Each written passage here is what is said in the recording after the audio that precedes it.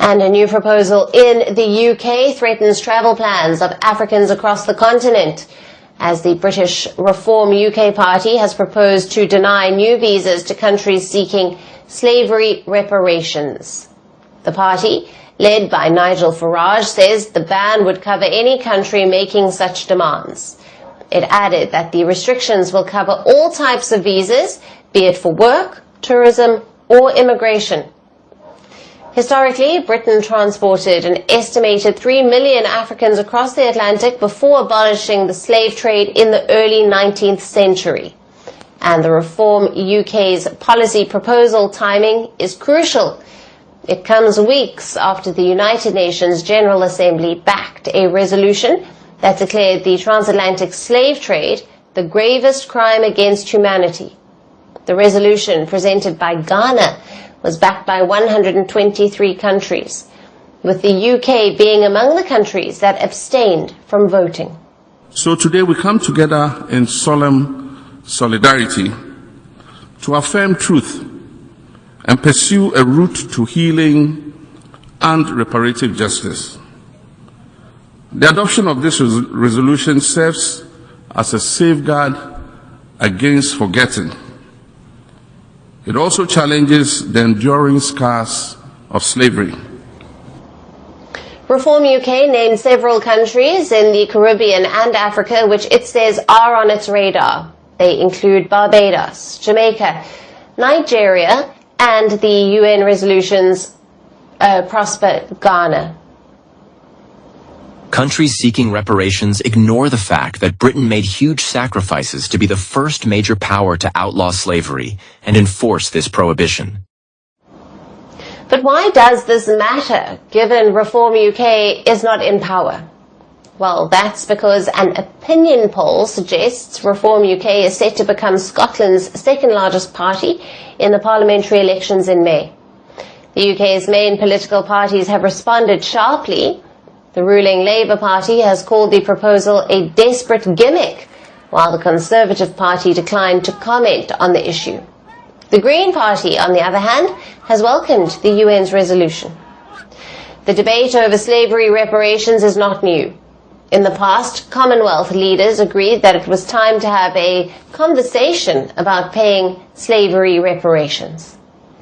Despite the UK's reluctance to formally engage, back then, Prime Minister Keir Starmer said that there had been no discussions about money at the meeting, and that the UK is very clear in its position that it would not pay reparations. Reform UK's proposal, even as a non-ruling party, has added a new layer of controversy to an already sensitive issue.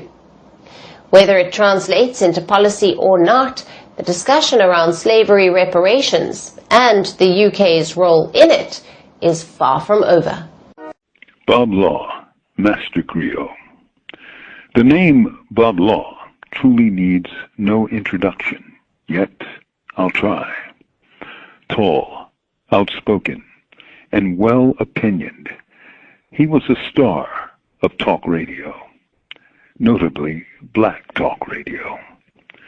As such, he took up issues great and small and listened as legions of black callers flooded his lines, and he met all comers with wit and wisdom and black compassion. His show often sent radio waves into the dark ether of night, offering interviews and insight to callers around the nation. His show was called Night Talk. Rennie Bishop, former program director of the famed New York radio station WWRL, produced Law's show.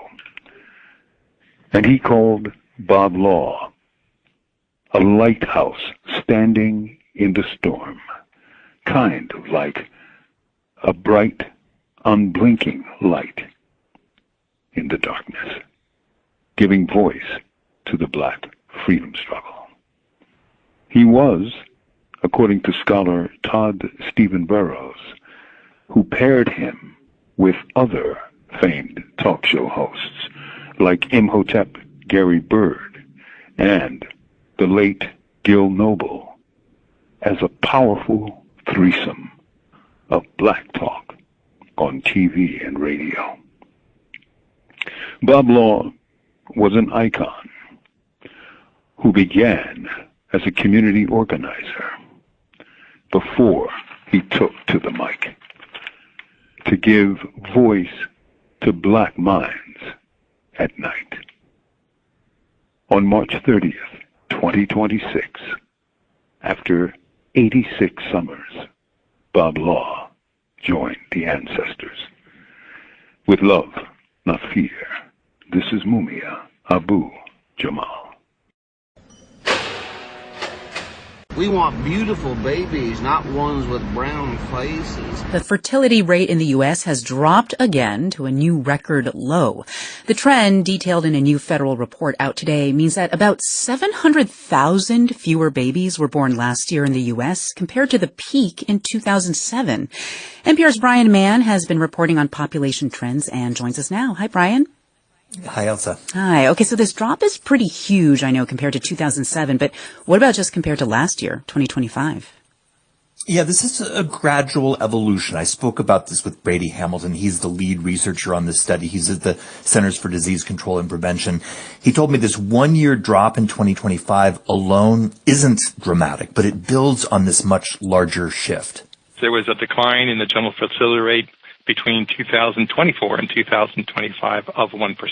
Since 2007, there's been a decline in the general fertility rate of 23%. 23%, Elsa. It's that second figure that's really significant. As you mentioned, it means far fewer babies now being born in the U.S. every year, and it's a pattern many experts think is changing the fabric of our society. How so, changing the fabric of our society? You know, already people in the U.S., especially young women, are just charting much different lives. Women in their teens and 20s are having dramatically fewer children. Being a mom in your 20s used to be really the norm in the U.S. Now half of women in the U.S. enter their 30s without having children. If that pattern holds up, economists and demographers say the country's already aging population is going to gray much faster and also begin to shrink much sooner. Yeah. Can we talk about why we think women and couples are having smaller families these days? There's a lot of debate over this. Some experts think it's basically economics. Women and couples are facing soaring costs for housing and childcare. They just don't feel prosperous enough to have 2 or 3 kids. And there are also big cultural changes. Research shows having one child or no kids at all now feels normal. It's accepted a lot more than in the past. It's important to point out also this trend toward fewer children in the U.S. matches what we're seeing all over the world in more countries, including here in the U.S. Birth rates have dropped below replacement rate. That means there aren't enough children being born to maintain a stable population. I mean, this trend has been pretty consistent for almost 20 years, right? Are the people you're talking to confident that birth rates will remain low or even continue to keep dropping? Yeah, some researchers tell me they do think this pattern is pretty locked in now. They point to countries like China, Italy, Japan, where once this downward trajectory gets started, it's really hard to stabilize or reverse it. And officials in many of those countries say they're facing serious demographic crises. But there's debate over how this will play out here in the U.S. I spoke today with Martha Bailey. She's an economist at the California Center for Population Research. She thinks it's possible that in the U.S. this big societal shift will mean something different. It could mean more older women having babies. We're seeing big drops in fertility rates for young women. So teenagers, women in their 20s. What's not yet clear is whether or not those same women will go on to have children later on. Yes, fertility rates are dropping, but it doesn't mean that U.S. family sizes will necessarily end up that much smaller. CDC data does show more women in their 30s and 40s giving birth in the U.S., but not nearly enough, Elsa, to offset the big drop among younger women. You know, all of this is making me think about another demographic reality. Like, we're seeing much lower immigration here into the U.S. Does it matter that lower immigration is happening at the same time as this drop in the number of babies being born here? Yeah, absolutely. Population growth in the U.S. is slowing dramatically. A report by the Congressional Budget Office found these two trends together, lower fertility rates and lower immigration. These are really huge in combination, and that could affect everything from the size of our labor force to the stability of pension programs and Social Security. That is NPR's Brian Mann. Thank you, Brian. Thanks, Elsa. That's why we have to think as black people. Stop singing and dancing and start thinking.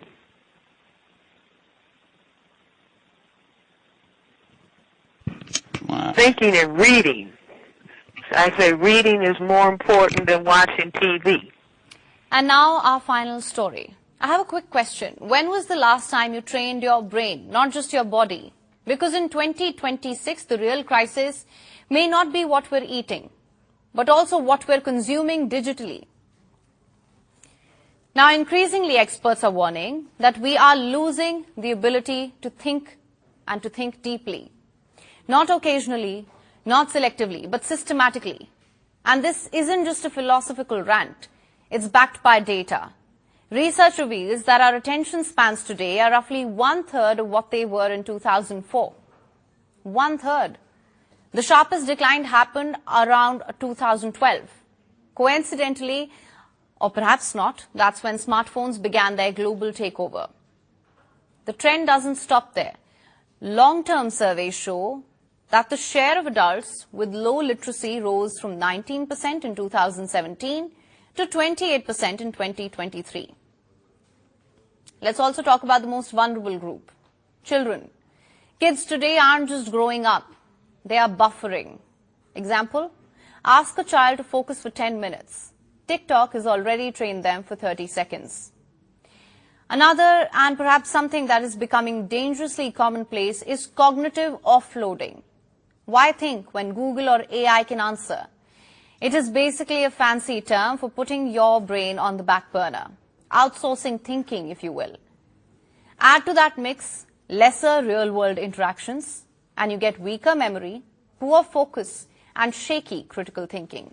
In short, faster thumbs, slower thinking. And the data reflects this shift. The rise in concentration difficulties among teenagers over the past decade aligns almost perfectly with the explosion of smartphones and social media. Now let's connect the broader dots.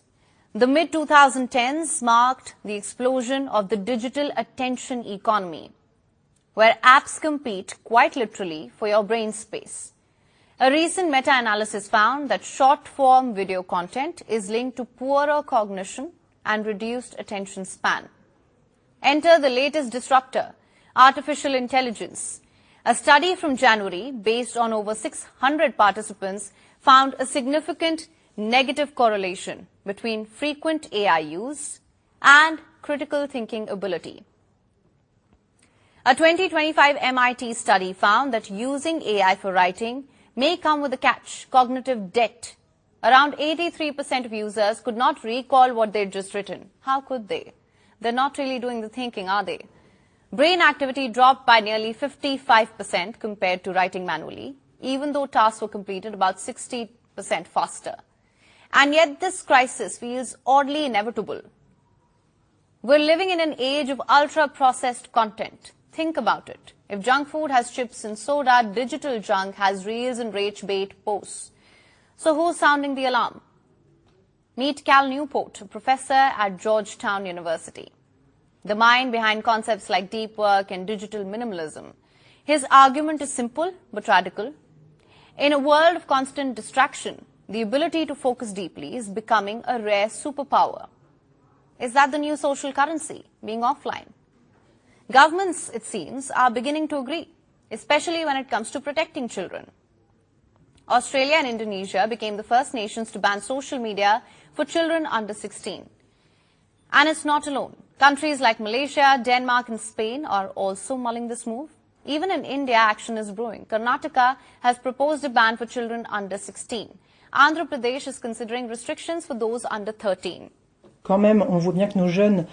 It's clear that this has a significant impact on their development, both personally and cognitively, as well as on their understanding of the world and their perspective on it.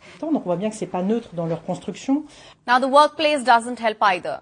According to Microsoft's 2025 Work Trend Index, office workers are interrupted every 2 minutes on an average. Every 2 minutes. Focus who? In such an environment, it never stood a chance. Social media and constant email barrages weakened our focus. AI made it easier to avoid thinking altogether. And the more we rely on it, the worse our cognitive strength becomes. So what's the fix? Think of it as a workout plan, but for your brain. Reading, learning new skills, and keeping your mind engaged are your daily reps. Add a dose of aerobics to get the blood and ideas flowing. And don't forget the basics for the healthy lifestyle. So brain health is multidimensional. There are many beneficial activities that one might engage in. And cognitive enrichment is one of those activities that complements diet and physical activity. The digital age has made us faster, but a little more distracted too. For children, distraction is now the default. So here's the question. In an era of endless scrolling, is picking up a book the ultimate act of defiance? 16 years of that Vietnam thing. And then a white man, Mr. George, I think McGovern, no, it wasn't him. I can't think of his name. Secretary of Defense. He said it was all waste. Every bit of it was wasted. Because it was completely unnecessary. People in Vietnam now are sitting up, going to McDonald's eating hamburgers and whatnot. It was an emotional day at Lakeview Memorial Park in Greensboro. Friends and family laid to rest Marine Corps veteran Raymond Dick more than 50 years after his service in Vietnam. The military initially gave Dick a bad conduct discharge. Well, that stripped him of his veteran status and benefits. But after the UNC School of Law uncovered racial bias and legal failures, they helped secure an upgrade to an honorable discharge. Dick passed away before seeing that change. WFMY News 2 photojournalist Jay Capers went to today's ceremony where the veteran finally received the recognition he earned half a century ago.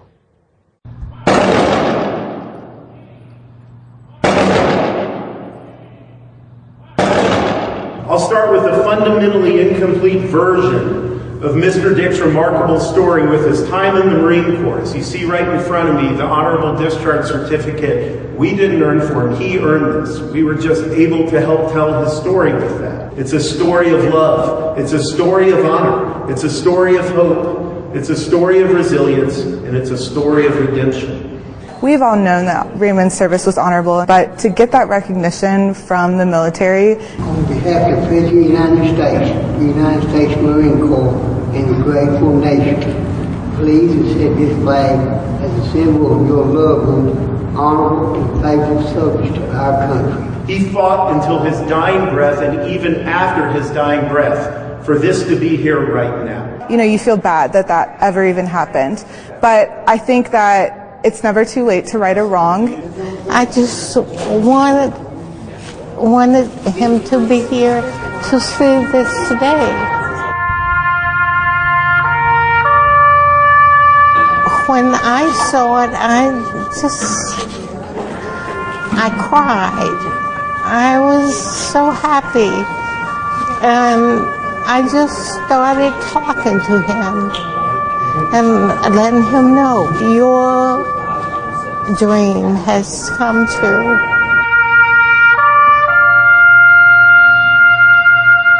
Nothing can ever erase the injustices that Ray and the Dick family face. Those years can't be recovered, and that discharge certificate we see here does not erase the past. What it does, however, is recognize that Private Raymond Edison Dick mattered. His family matters and has always mattered. His service matters. His honor matters. This discharge upgrade is for this nation. It is redemption to our country. John Brooker from the UNC Military and Veterans Law Clinic says there are thousands of veterans still trying to get the recognition they deserve. And it was hot. It was so hot. It was like 95, 100 degrees in the shade. The wind never blew. And they say that New Orleans has humidity down there, which kind of cools us off. That's bullshit. It was death heat. Inside the convention center was so stifling hot, people tried to stay outside. Hot as hell, 100-something degrees. It's hot. It was very, very hot at that time. It was 97, 98 degrees. It was hot. The heat radiating off of the highway at night was intensely hot. It's hot as hell. That was the worst summer. I mean, there was some, I mean, that heat was ridiculous. Man, hot as heck in here. It was beyond Africa heat. If Africa heat was anything like that, like I said before, and I'll say it again, they keep saying go back to Africa. Hell no. A trial in a Texas federal court this week could decide whether the state must provide air conditioning in its prisons. From member station KUT, Andrew Weber reports. Only a third of the state prisons in Texas are air conditioned. That's in a state that regularly weathers scorching hot summers. And for years, lawyers for inmates argue the conditions, temperatures that can reach 110 degrees in some cases, constitute cruel and unusual punishment. Attorney Brandon Duke is arguing in a federal court in Austin this week that the Texas Department of Criminal Justice is violating the Constitution. The Constitution requires living conditions that are not exposing individuals to high heat levels. Duke says the Texas Department of Criminal Justice, which runs Texas's prisons, hasn't done that.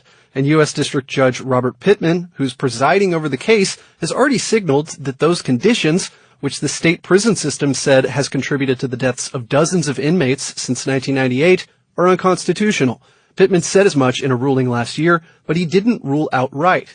Now he'll decide the case from the bench after a 2-week trial. Plaintiffs' attorneys say at least 5 inmates died in Texas because of heat-related illness since 2023. In the lawsuit, attorneys also allege the TDCJ has been ignoring or even hiding some heat-related deaths in prisons. The Texas Department of Criminal Justice wouldn't provide a comment for this story, but the agency's head, Bobby Lumpkin, said in a deposition last year that he agreed with Pittman's view. More air conditioning would halt inmate deaths. Here's Lumpkin answering a plaintiff attorney's question. You agree with that, don't you? Air conditioning is the only effective protection from the extreme heat. And you'd say, yes, that's true as far as we go, extreme heat inside, right? Right. The problem, the agency argues, is funding. It would cost $1.3 billion to install air conditioning systems, and state lawmakers would need to approve a plan to bring AC into all the state-run prisons. In the meantime, TDCJ says it's chipping away at bringing air conditioning online.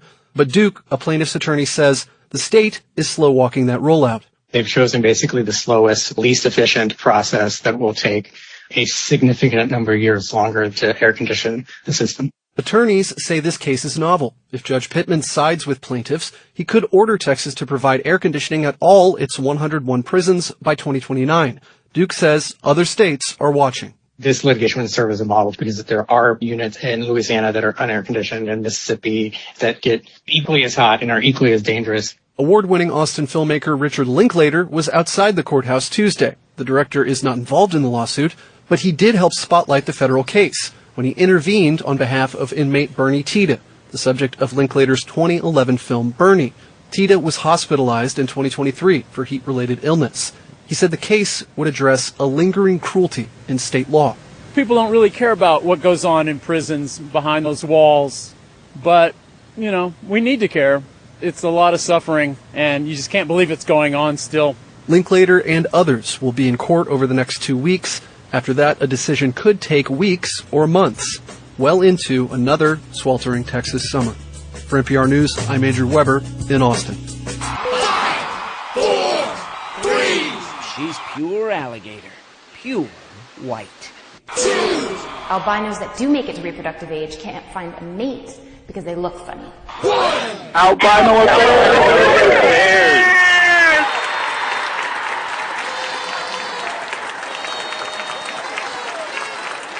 The area in Turkey near the border with Iran is a hotbed of Iranian travelers, dissidents, and government officials, and it's where NPR's Emily Fang has been reporting from during the war. But in times of peace, the border area is well known among tourists for something else entirely, and it is not just the landscape. Turkey's eastern Van province butts right up against the snow-covered mountains that separate it from Iran. People come here to see Turkey's largest lake, the crystalline blue Lake Van. And also to see its cats. These gorgeous white cats, famous for their striking eyes. One is green, one is blue. The Turkish government started protecting these cats about 30 years ago, and they now breed them. About 50 of these van cats are cared for here at what's called the Van Cat Villa in town. I'm surrounded by white cats right now, but I have a secret, which is I'm more of a dog person. And I'm trying not to breathe too much. I'm not that allergic. The cats and the cat villa have become a local attraction, and Marve İnnola has come to see them while visiting from Istanbul. She says the van cats like to live in large groups together. They're not meant to be pets. They're really aggressive. Bu kediler suyu da severler. Mesela köylerde çok karşılaşılıyor. The cat's care, Baran Talabaran, says unlike most other cats, the van cat loves water. They've been known to swim in Lake Van. Some Kurdish legends here in Van say the cats are divinely blessed. Other folktales trace them back to Noah's Ark. All I know is they make me a little itchy. Emily Fang, NPR News, Van, Turkey. White people got more in common with colored people than they do with rich people. We just got to eliminate them. Eliminate. Eliminate. Who, rich people? White people. Damn. Black people too. Brown people, yellow people. Get rid of them all. All we need is a voluntary, free-spirited, open-ended program of procreative racial deconstruction. Everybody just got to keep fucking everybody till they're all the same color? I think it's... The FBI is getting involved in a suspected hate crime in a small mid-Michigan community. Police say a home in Brown City was broken into. The home was vandalized with racial slurs spray painted on the walls. And Terry, the biracial family is in the process of moving. Yes, Angie, the Browning family is moving to Ohio. One of the daughters returned to the home to pick up more items, and what she found inside was destruction and hate. Just pisses me off how people can be like that. This is video from the family of Russell and Jamie Browning inside their Brown City home in Sanilac County. Holes in the walls, black paint spilled on the floor, and vulgar and racist language sprayed throughout the house. Words we can say include go away and leave. This is still a very active investigation. Brown City police learned about the destruction on April 4th. Russell and Jamie Browning have moved to Ohio. They have lived in this home on McMorran Street for 5 years. Seth Wallace has been their neighbor the entire time and can't understand why someone would do this. I'm not sure with today's day and age. Everybody is freaking so messed up in the head nowadays. Russell Browning told me that he's confused on why this happened, that his wife and their 6 children have not had any trouble like this before in their time in Brown City. City Manager Kyle Harris and Interim Police Chief Mark Perez want answers. It's heartbreaking that someone in the community would do this, and yeah, it's just unfortunate someone would be willing to do that to their neighbors. There's a multitude of charges here, and depending on the surrounding circumstances and what it is that we find, it's a very, very good chance there might even be more charges. We just don't know at this time. Like a hate crime? Correct. Family members have started a GoFundMe page to help the family pay for the damage of the house, which has not been sold at this point. It's uncalled for. It's just flat out uncalled for. We got enough social issues right now. Gary Beals has lived in Brown City his entire life, knows the Browning family, and hopes these crimes unite the small town. So what is the corrective answer? That's the subject that the biggest thing is people got to come together. And again, we have learned the FBI has been in contact with the family and will be investigating. The Brown City City Manager and Interim Police Chief are asking anyone with information to call police. Ange? Saying if it was not for the white people who practice racism, white supremacy, Mr. President Obama would not be in the White House? If any black person who forgets that is forgetting a very important fundamental. He couldn't even been running. His name would have not been known. He wouldn't have had a white mother in Kansas. The names we give places can reflect our history, including parts that are difficult to confront. In southern Overland Park in Leawood, Negro Creek has a new sign that tells the story behind how it got its name, after years of petitions to try to get it changed. Ultimately, that renaming effort fell short. The name remains to remind visitors of a dark time in America's past and what work still needs to be done. And I should add that Negro Creek runs for about 6.5 miles near Antioch Road and 151st Street on the west to Kenneth Road on the east before emptying into the Blue River across the state line.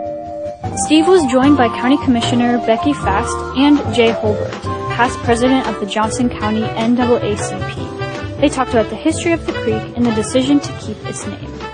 Welcome to you both. Thanks for being here. Thank you. Thank you. Well, Jay, you were the president of the Johnson County NAACP when the committee around it was formed.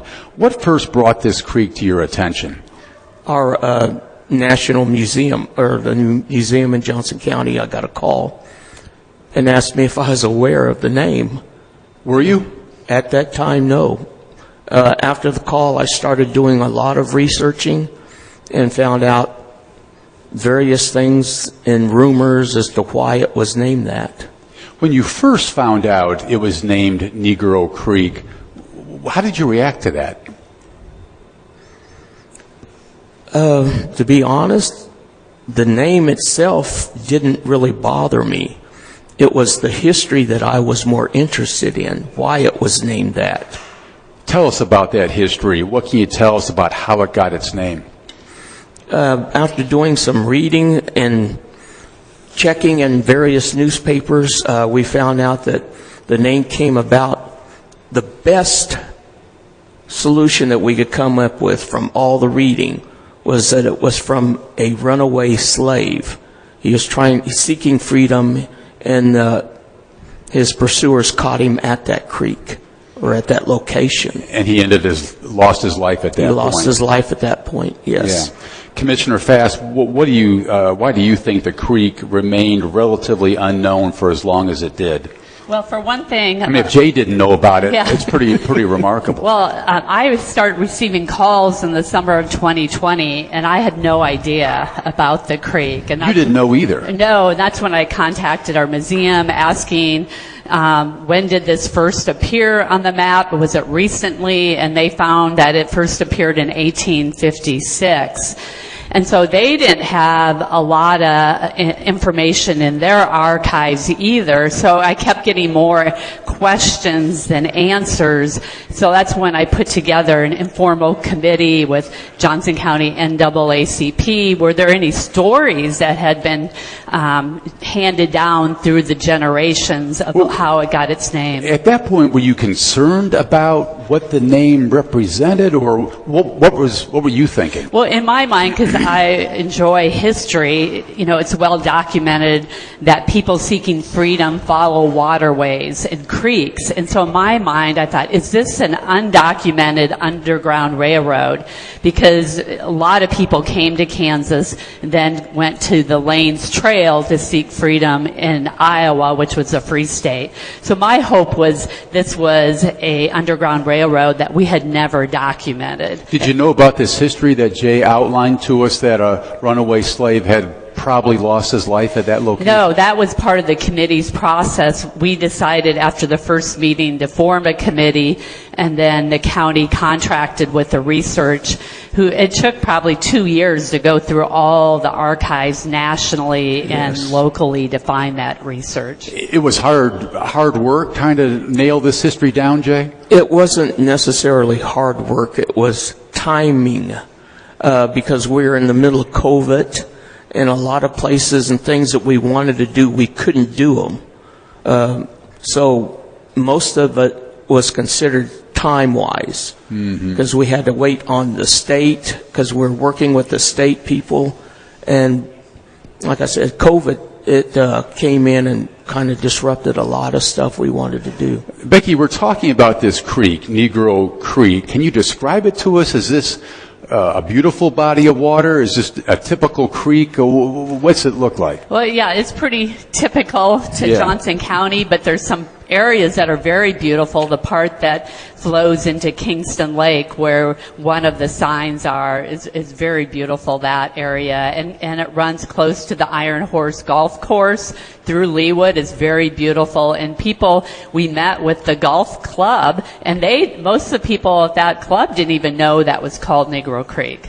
I was struck in reading about this. Around 2019, people began to take notice of the creek's name, and they started calling you, I think, Commissioner Fast. What were they saying? What were their concerns? Well, the calls that I got in the beginning were that we need to rename it. This is not appropriate. It needs to be renamed. Because the word Negro was simply outdated in some ways? Yeah, they said that is not current language. You know, you don't see it on EEOC forms, and so that was their concerns. Jay, was that your initial? I should point out you're African American. Was that your concern too? About the name being proper? No, because you have to look at the age line. I'm in the age group to where now that is not an offensive word. I grew up where you were either called Negro or Black American or Afro-American. I've gone through all those different stages.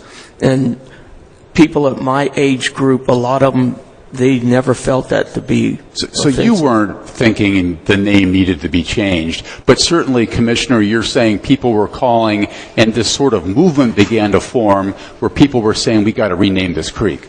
Yes, that was really the first reason why the committee was formed. I didn't feel like that was my decision, the county's decision. To me, that's a community decision. Ultimately, the name was not changed. How did that come about? Well, I think once we, got more of the research, we wanted to honor that person, and we wanted a name that was historically, relevant. In fact, you would have named the creek after the man who apparently died there if you had known his name, but you didn't know his name. No, so we could never, and we didn't want a name to be like Prairie Creek, a name that had no history to that name. Obliterated that history. Yeah. And you couldn't find the man's name. No, which is very typical in census records, that individuals who are enslaved maybe have their first name or no name on the records. We've had several names come up when we were doing this. Some of them suggested Freedom Creek, Liberty Creek, showing things that were more on the bright side, where why would you name something that when the gentleman that it was named after, he never reached any freedom? So that was problematic for you to go in that direction, wasn't it? It was for me, yes. Did you feel the same way, Becky? Yes, I felt like, that creek need to honor that individual and honor the true history, as painful as it was. Yeah. A newspaper from 1879 described an enslaved man seeking freedom. Were either of you able to see the actual newspaper, and what was it like reading the reporting of that back in that time? Very different from today, I'm sure. Yes. The only part, it was at the museum, I believe it was, where I read the article. But the wording itself was totally different from what we use today, yeah. And the man's name was not included. It was never mentioned. Yeah. Did you go through that history as well, too, Commissioner? Well, I Fast? think the history related to, they tied it to the Colonel James Childs family, who is a very notorious political person. That family lived close to Negro Creek on the Missouri side and very involved in violent conditions for their slaves, and the son was connected to William Cantrell, so there was a lot of history, and so and that article outlined also the Childs family chasing that slave. So to trace this back then, so you find out the name of the creek is Negro Creek. There's this push to change the name. At what point did you feel the momentum switch back to maybe keep the name the way it was, Commissioner? Well, when we got that history, that it was, the history about the enslaved individual seeking their freedom and taking their life, don't you think, Jay, that really changed, that we no longer wanted to change the name because we wanted to honor that person, and then we went out for more research in the Smithsonian and couldn't find their name, and so at that point there was consensus. So once the word got out that this man probably, based on the best we could tell, died at that creek, the thinking began to change. Yes. Yes, the committee not only considered all this, but we also, it wasn't just our decision. We went out and talked to people in the area and in Johnson County to get their opinion. We didn't want it just to be the committee's opinion. And was there a consensus at that point, or were there still people pushing back on the idea? There were more going with our ideal of it than there was pushing back against it. What did you hear from your constituents? So in the end, so we would have to have Overland Park, Leawood, and the county agreement. Then we submit the name to the federal government, and they might not even take our recommendation. So even though if we would have come to consensus, the federal government might have said, well, we just want it to be Purdy Creek. Yeah. And so that was difficult for us, too, that it didn't matter really what we recommended, because in the end we didn't have the final say. Who did have the final say? It's the U.S. Geographical Board under the Department of Interior. And they ultimately agreed with your thinking then? Well, we never submitted a name to that. Never had to do it. Yeah, No. Okay. Well, details about the enslaved man are limited, Jay. The newspaper mentions the prominent slave-owning family named Childs. Yes. Commissioner Fass has mentioned that family. What else can you tell us about them? I really can't add anything other than what I read in the article itself, that they were in pursuit of this runaway, and that's about all the... At the March 27th ceremony for the new marker, Speaker said it should serve as a reminder of the work that still needs to be done. What were they referring to? Well, people look at their past, and once you look at your past and you're aware of where you're coming from, it is up to you not to make the same mistakes. So this is just an ideal of, well, we did this before, we seen it didn't work, we seen it hurt people, let's try this way. And hopefully that's what this reminder is. Commissioner Fass, what did you take away from what some of the speakers were saying that day? Well, for me, I've always believed that unless you know your past, you don't know where you're going in the future. And also, there's many stories of black Johnson County residents that we need to tell.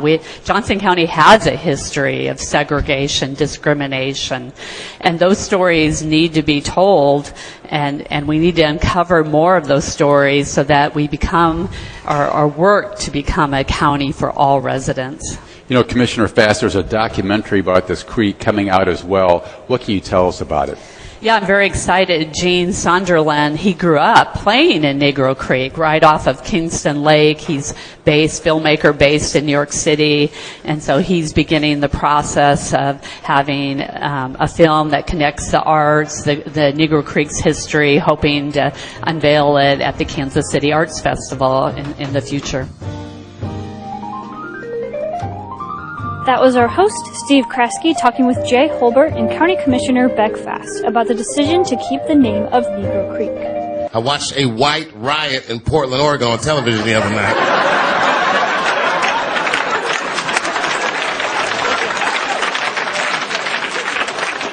Welcome back, All the Smoke Unplugged. Ahead of the Netflix Untold Jailblazer documentary, which drops April 14th. Man, I wanted to welcome in my brothers, Rasheed Wallace, Damon Stoudemire, and Bonzi Wells. Fellas, what's happening, man? MB, what's going on, baby? Rub them Birdman hands. Let's get to it. What it do? Man, I want to take it off the court real quick and talk about your guys' neighborhood, Lake No Negro. What do you guys remember about that? I mean, you guys, and I thought that was dope. I'd never seen how beautiful that was when they're showing the lakes and all the houses on the lake, and you guys are all young with a little bit of money in your pocket, and you all eventually get to the same neighborhood. But this is where that racial undertone starts to show its face in my point of view from watching the documentary. What do you remember about that neighborhood? And then Dame, I want you to talk about how they made up a fake story and broke into your crib. Well, go ahead, Bob. No. For me, you know, when I first got there, you know how it is when you first get to a team, they kind of point you in the direction of what neighborhood you probably should, you know, live in. And they pointed me to Lake Oswego. And I was like, oh, okay, cool. You know, I'm fresh out of college. I never had my own home. I'm just excited. I don't know where the hell I'm at.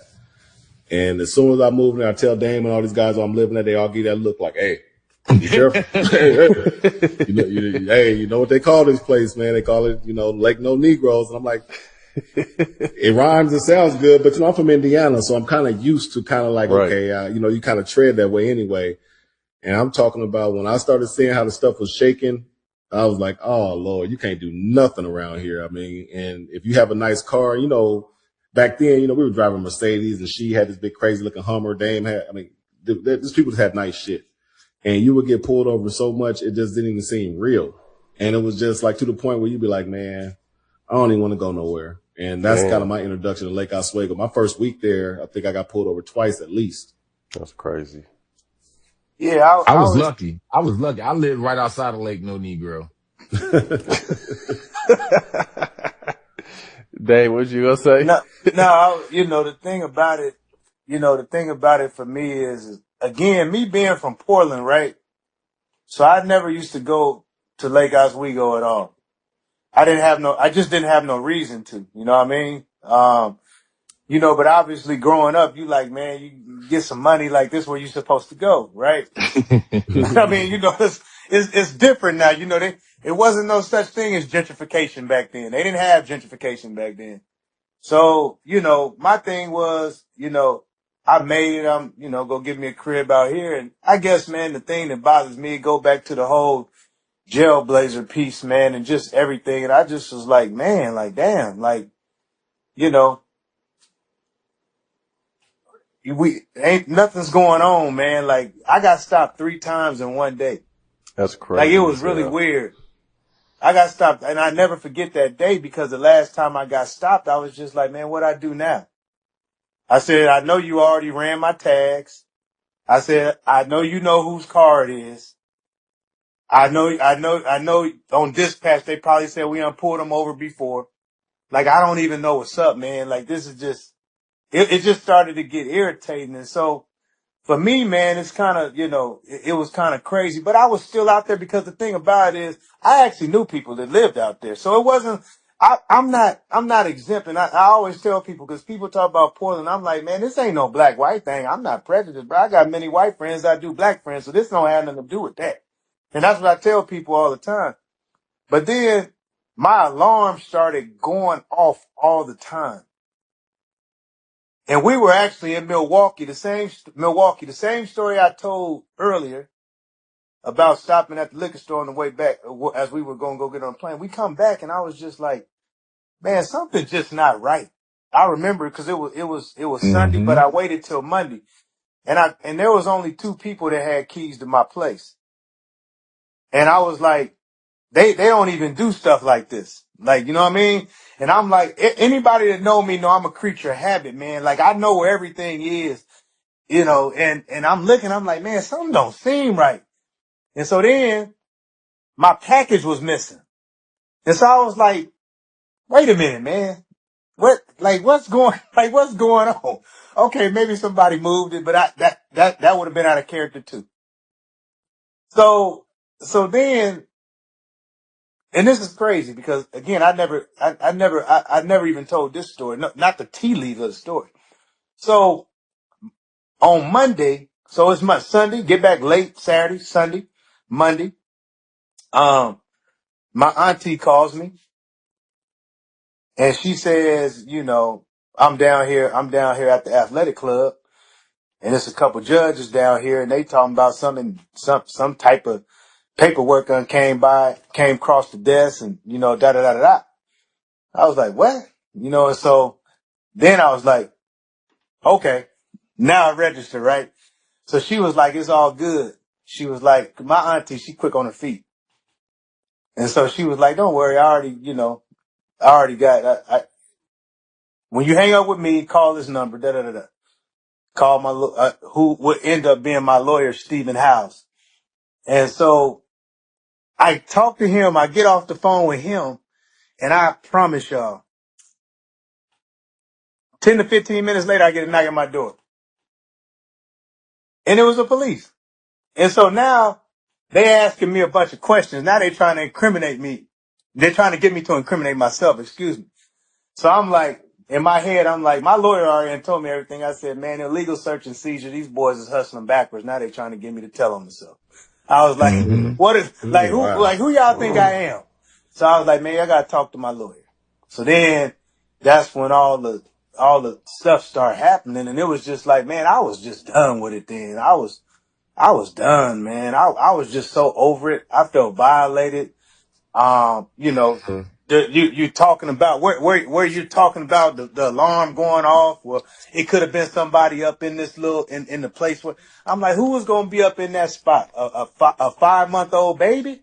Like this was like, who going to be in that spot? Like that spot was, right. It was, come on, man. And so like, man, truthfully, when that happened, and then I had to go and do all the old stuff, and then they got me in, you know, black ink and, you know, felony charges and da-da-da-da-da. And, you know, it was just, man, I was just like, you know what, man? I never even went back to that house. Most people don't know this. I literally just bought another house and never went back. I didn't go back to move nothing. You just left everything. I left it, man. And I had my people go and get it. I ain't want to go back there no more. Mm-hmm. Wow. I was mad. Like I just felt so violated. I mean, I became paranoid. And in a lot of ways, it's made me still paranoid. Like it's just like, man, when I'm like, man, like that just threw me off. Cause I was like, man, it's that easy. Cause I felt like I was getting set up. And I was like, man, it's easy to set people up. Yeah. You know what I mean? And and so anyway, I ended up getting off, man, but it was just like, man, I was just done. I was like, man, this is crazy, man. Like, so that's my experience, you know, with being in Lake Oswego. And it's just crazy because again, man, like my neighbors was cool. Like actually Elston Turner, who we all know, his son, his homie lived next door. So Elston used to always come and Louise, and I would always, and so, you know, it's just, I just hate small for community. me. Yeah, for me being that I'm from Portland, I was just hurt a lot because I never wanted to believe that my city was like this at times. That's what hurt me because you come behind it, right? You come behind it and it doesn't matter. You still going to have young black males coming to the team. You're still going to have different people coming to the team. And Portland is a place where you tend to struggle. Like, man, I can't even tell you. When I would come back to town, I remember when she got traded. She was over at what, Club Fitness or whatever it was called. I don't know what it was called. Costco at that time. She working out. Like, I was the bond to the city. Aaron McKee used to drive in his Benz all day and didn't do nothing. This is right hand to the man. Randolph Childress played in Portland. He drove in his Benz all day. Dudes didn't know what to do. And so when I'm trying to protect the city, it's like this is what's happening in return. And I'm like, man, it didn't sit right. Some of that stuff that I did, I brought on myself. But what I'm saying is at the end of the day, when you don't have a lot coming from the city, hey, man, I'm one of your own. Yeah. Facts. Protect. Appreciate. Fact. And I'll tell you this too, Biggs. That second house you moved into, that shit was slide in that first crib. Way fly. Hey, to make you feel better. Man, that motherfucker was fly. I ain't gonna hold you. Tell me who paid reparation on my soul. A Fulton County Task Force has worked for years to research and account for the harms done to black people who were enslaved there or who lived during the Jim Crow era. Now the group is out with a big report, and one of their findings shows as much as around $900 billion in today's dollars in stolen labor over a decade of slavery in the county. WABE's Jeremiah Vance recently sat down with the chair of Fulton's Reparations Task Force, Dr. Karshik Sims Alvarado. She brings us this conversation. It's been 2 years since y'all started working on the harm report. Sort of reflect back over those 2 years and then just sort of tell us what this harm report is focused on. So the first year of the harm report study was actually compiling the data. And we were able to build new data sets that actually allowed us to document the number of individuals that were enslaved in Fulton County, the value tied to their person, as well as who were the profiteers of slavery, meaning who were the slave owners. When we talk about harm, as far as this report is concerned, how did y'all sort of go about defining like what harm was? These are wrongs committed against Fulton County residents, harms where people's civil rights or civil liberties were violated or deprived from them, or basic human rights. Also, looking at county services, you have voting, the jails, the courts, you have health clinics, you have property taxes, and a host of a couple of the services that falls under the purview of the county. But these are the things that affect our daily lives. And historically, for African Americans who resided in Fulton County, they paid for county services that they did not receive, or they received inferior services. I know basically all this work is specific to Fulton County. However, was there any like something that sort of was like, oh, this is very Fulton County specific as far as the research? That's a very good question. Fulton County only had 10 years of slavery. The value of the enslaved was extremely high compared to some of the other 150 plus counties. And that is very Fulton County. So the taxes collected on the value of Black people as property served as seed money for the county that allowed for the county and the city of Atlanta to become the commercial epicenter of the American South. That kind of brings me to my next question about the emotional cost. If you could speak to like what you and your team had to sort of go through emotionally when it came to this work. It was so emotional. I had a little moment even when presenting it to, the Fulton County commissioners, like kind of broke down a little bit. This work is hard. It's emotionally taxing, but I would have to say we're all grateful that we did this. And, it's so rewarding, emotional, and just to be a part of this and to be able to produce this for the world, really. It's about 600, how many pages? I think it's 640 pages. It's about 7 pounds. So it literally is heavy research. What's next? So now it's sharing the information with the public. And now we have to start making recommendations. I think what we're going to learn, and I'm hypothesizing here or theorizing, that you're going to see that reparations has a significant economic benefit to the county and to the nation. You've been listening to WABE reporter Jeremiah Vance talking with Karshik Sims Alvarado of the Fulton County Reparations Task Force. Said what's the word? Tell me, brother, have you heard from Johannesburg? Low-income households across South Africa are facing high paraffin prices for cooking and heating due to the impact of the US-Israel war with Iran on oil prices. The government has temporarily reduced the price of petrol and diesel for drivers, but paraffin-dependent families in mostly informal settlements and rural communities have received no comparable relief.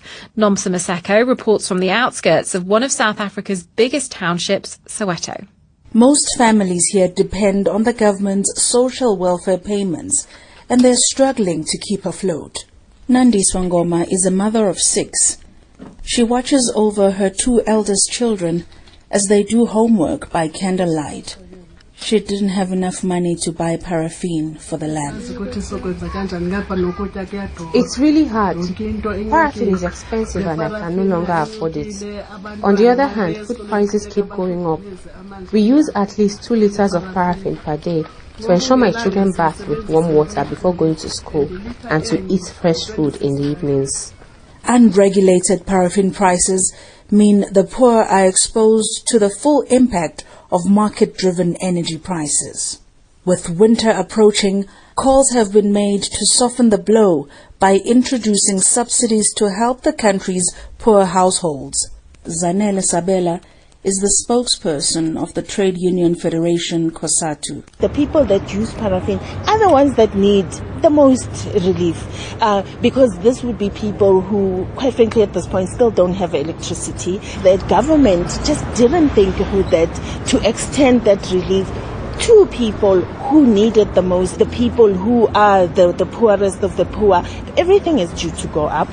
Taxi fare will go up. Food prices will, obviously there's a ripple effect. And now to find that the poorest of the poor will be paying the highest increase, no relief for them. We do think this is a big oversight from government, and it is quite sad because that makes us think that this economy of ours is just not geared for poor people, and that's really sad.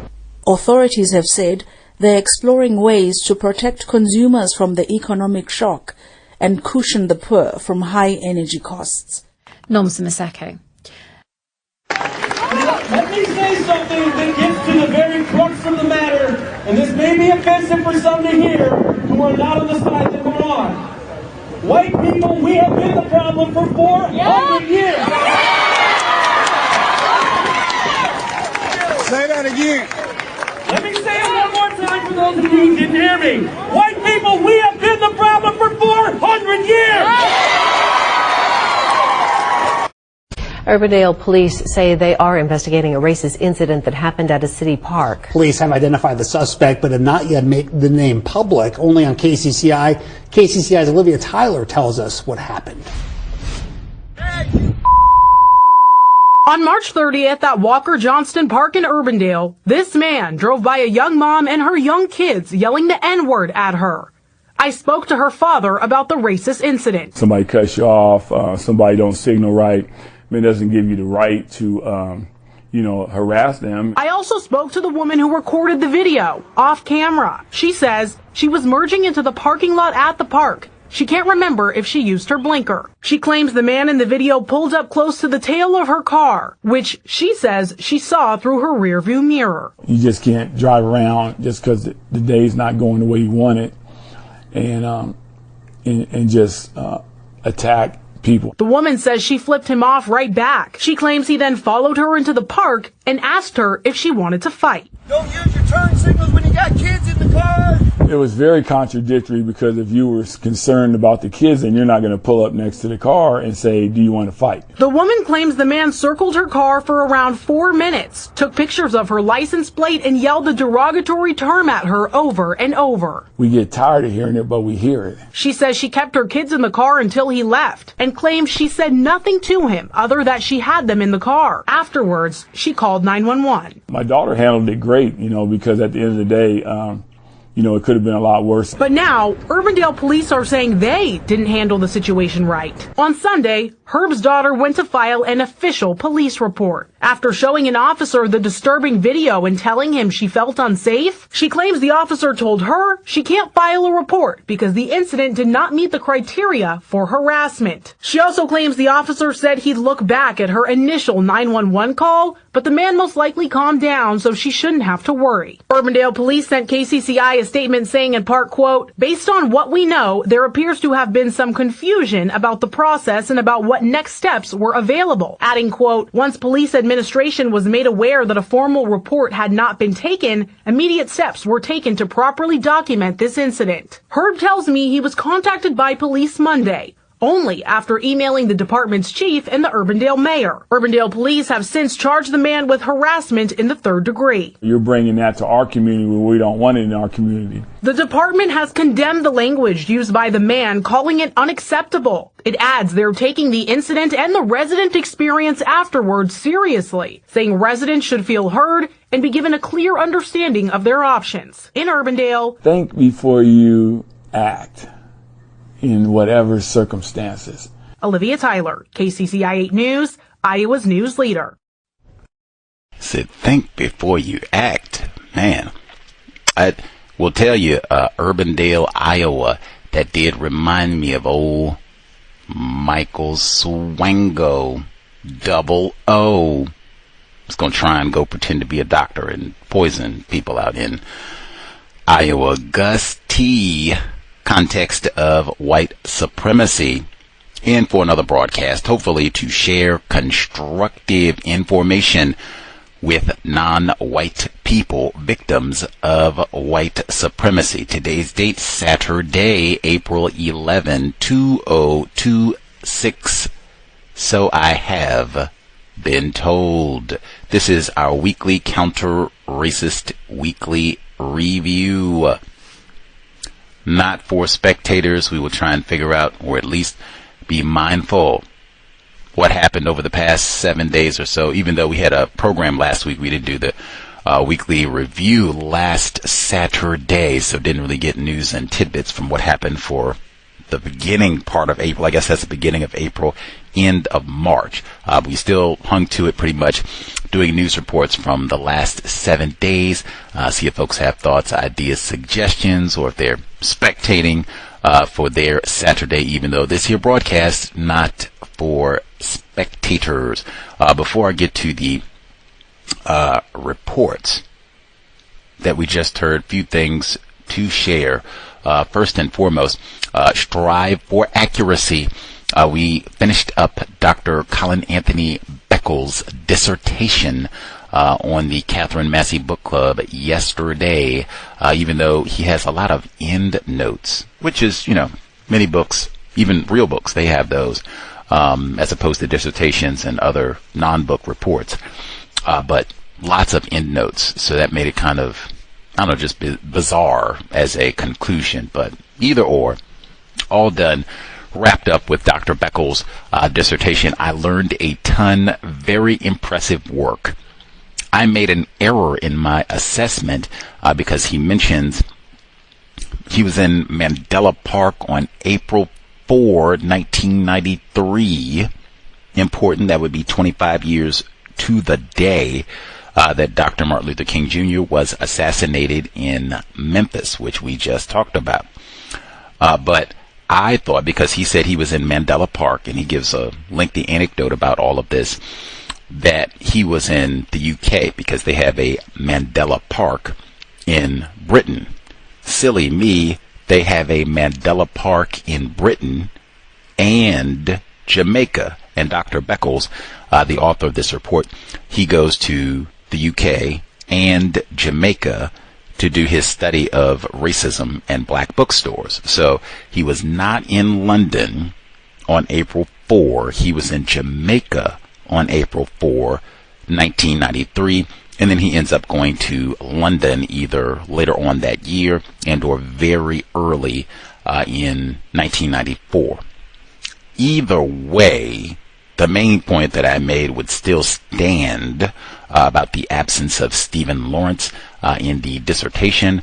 Him not being in London, I don't even know if that changes it that much, because my thinking when I thought he was in London was that he left before Stephen Lawrence was murdered. April 4, 1993 is exactly 18 days before Stephen Lawrence was stabbed to death by a gang of racist thugs and left to bleed to death in the street gutter, literally, of London. And they didn't arrest anyone for this for about 20 years. And it gets worse and worse and worse in terms of the latest revelations over the past 6 months. So it came out 10 years ago that the police had been not arresting the racist thugs in the case. They had been spying on the Lawrence family. That came out about a little over 20 years after the murder.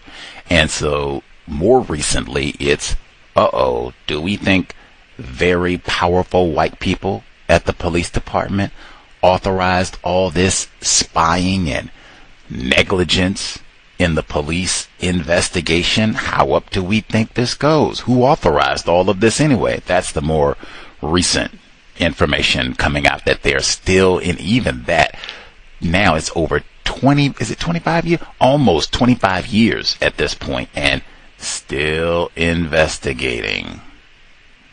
Incidentally, all that about Mandela Park, even that is important. Either way, if he was in Mandela Park in Jamaica or London, Nelson Mandela hops into the Stephen Lawrence saga.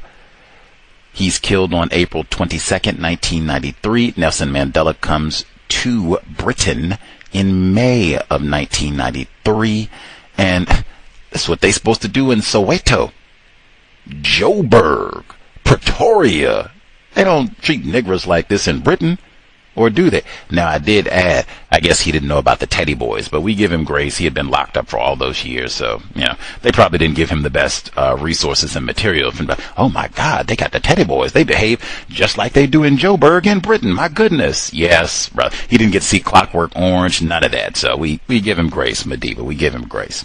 Victim. Like me, victim. Anyway, my error. Dr. Beckles was not in London, but Stephen Lawrence should have still been in the dissertation. Just in my view, it was so many of the themes of the work. Any hoodles, all done, moving forward, and Gus T is out of his mind with joy. I cannot wait. I just said we finished the dissertation, which means Catherine Massey Book Club, new book. Sometimes I have more fun reading a book that I do not like, that I do not find constructive, helpful, informative, than reading a constructive book, because it makes me be more attentive and do more research to make sure I'm not talking crazy, that I can evidence why I'm saying that this book is absolutely loathsome, wretched, one of the worst of all times. It will be unprecedented. And really, they say you shouldn't do this, so maybe I'm in error. She's going to have to prove me so. We are starting with a book that I have not read, conceding, nothing to hide. Nothing to hide, playing with my cards, face up, nothing to hide. We're starting with a book I haven't read. This book is going to start on the top 10 worst books of all time. And the only reason it's not starting in the top 5 is because now it's so concentrated. Lame Dorothy Roberts had to write that mixed race project. New worst book ever. And we don't need no books like this. Like, I don't know if it's money, white people tell you, maybe it's COINTELPRO, they make you have to get out there and write it. Although that seems kind of like, wow, do they do that? Like, they tell you got to write a bad book and lie to black people and try to confuse us about what racism is and how it works. That would be a new, although I hadn't heard bogus bookstores. I hadn't heard that one before. Now I have, since we read that dissertation.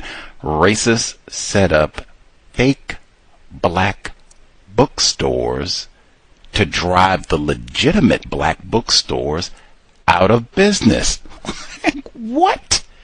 And he had that in there. Anyway, Learning, more reading, more reading. But anyway, we don't need no lame books to confuse non-white people about what racism is and how it works. The book we are about to read, Michelle Alexander, Cow-Bell, The New Jim Crow. Now that there book was on a number of must-read. You're going to be a serious counter-racist scholar. You got to read 10 greatest books that have ever been written, for sure. All of that is in my brain computer. There are Cows Investors, plural, said this is the greatest book ever written, or one of the great top 10, top 20 mandatory read if you're serious about racism. It's on many a syllabus in college classes across the galaxy, and man, it's on many a syllabi. I think that would be, or that's plural. I had it correct the first time. Anyway, but almost at white and non-white people, racists and victims of racism. Michelle Alexander, wow. For Gus T, I remember sometimes you are supposed to read books at a specific moment in time. I've had that happen. Urugu, that was one. You are supposed to read that book at a specific moment in time. I've had many opportunities to read that book, and I remember I had such curiosity. Why are people so enthralled with this book, as though no one has ever written like a serious study of prisons and racism before? I thought then there are so many books on racism and prisons. Did we really need another one? That's what I was thinking then. Like, woo, do we really need any more books on? And that's still what I think. Do we really need any more books on prisons and racism? White people are going to burst the jails with Leroy and Lakeisha, but mostly black males. We already got that. Period. The end. Go watch Shawshank Redemption. The end. Do we really need any more prison books on racism? That was my thinking in 2010. But whatever. I just didn't read the book, and I heard all of the applause and acclaim and saw interviews with her all over the place and blah, blah, blah. And then it was like, oh, wait a minute, she has a white parent? Ooh. Now, that's not a crime. She's still a victim of white supremacy, non-white person, but that did give me pause, because, I mean, hey, in fact, I included her when I started saying I got pushback, and people saying, well, why do you bring that up? Why is that relevant? Whew. Now I will put my feet up, and I'm going to tell you why that's relevant every page. How often, we're going to just see. Now, how often do I think it's relevant? The person writing this book. Matter of fact, you can start with the lame title of the book. Make sure you read the whole title, because it's not just The New Jim Crow, which is disgraceful enough. Read the full title. That right there. Cow-Bell. The person who wrote this got a white parent. That right there is probably for Gus T. No, I don't think this is going to be on my top 10. No, this probably ain't going to be a book I would recommend. And again, how many books do we need about prisons and racism? That right there, too. I know a lot more, presumably, right, at minimum, even if Gus T was the greatest moron in the universe in 2009. I'll concede that point just so we don't argue. Even if that's true, with the volume of guests that we've had on the program over all these years, even if Gus T was pretending, and I never read anything that any guest writes, never. That's all a farce, and he's just, whatever, smoke and mirrors for all these years, metaphor. Okay, even if that's true, even just by what they say, osmosis, I would think, unless Gus T sleep for all these guests, some of that would have had to stick. He would have had to pick up a few things. He should know a little bit more than what he knew in 2009, even if he's the greatest moron ever. That being the case, I can only conclude the degree to which we hear people praise the new Jim Crow, especially non-white people, that reflects our confusion as non-white people, and we don't read. There is no way you can be someone who reads seriously about racism, white supremacy. Even, how would you get off the cover of this book? The new Jim Crow, but you gotta read even for me, I've said for years, man, we don't need no metaphors. Stop saying Jim Crow. Are we talking about pigeons? Are we going to the Audubon Club? Not for Malcolm X's assassination, but talk about the robins and the sparrows? Are we talking about birds? Or are we talking about the system of white supremacy racism? Nude, I said that then. I didn't read the book. I didn't even drop down to look at the subtitle. Like, oh my goodness, it would have been full stop. And then all you would have had to do is say, hey, what's the title of this book? And this is written by someone with a white parent. At minimum, it's like, woo, I'm going to have to read this very carefully. You heard from the report about concentration. Hey, we don't even read, much less I'm going to have to read this very carefully. We got about 30 seconds to do anything careful. So my conclusion, that's how it's real easy to trick people who don't read. It is real easy to trick people who don't read. I'm going to keep saying that the whole time we're reading this, and I'm letting you know. I'm inviting, because we went through this before, so I'm prepared now. I am accustomed to the book club where people don't participate, they whatever, no problem. I'm also now accustomed to when we read a book, and it's a non-white person, and I happen to think, this is not very good, and people get hostile and mad. I'm letting everybody know. I am taping my fists right now. Not just that. This is going to be substantially worse than we read Maya Angelou. I'm putting my brass knuckles on because I feel like I've been lied to.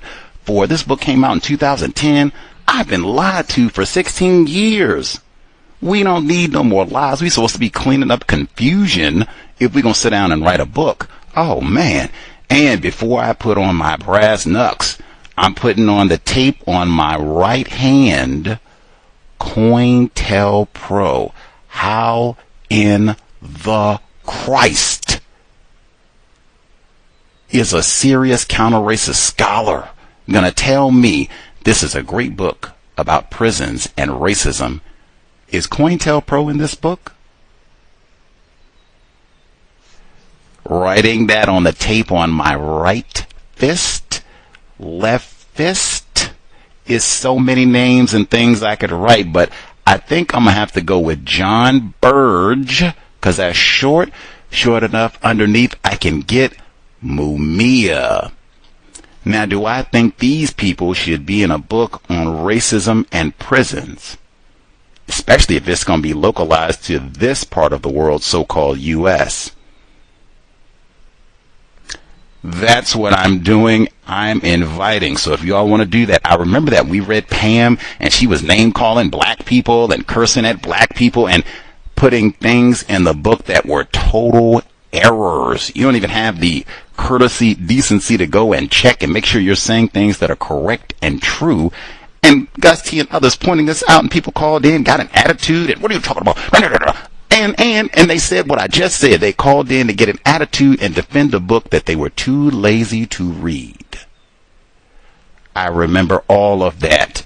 This time, I am inviting, because I remember that so many people think this book is great, and I'm saying, wow, we don't read. It is very easy to trick people who do not read. And the white parent, why,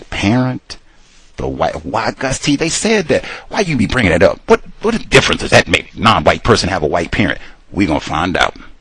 We're going to start with the title of this book. Now, why is it relevant that Michelle Alexander, victim, but why is it relevant she has a white parent? And is that mentioned in the book?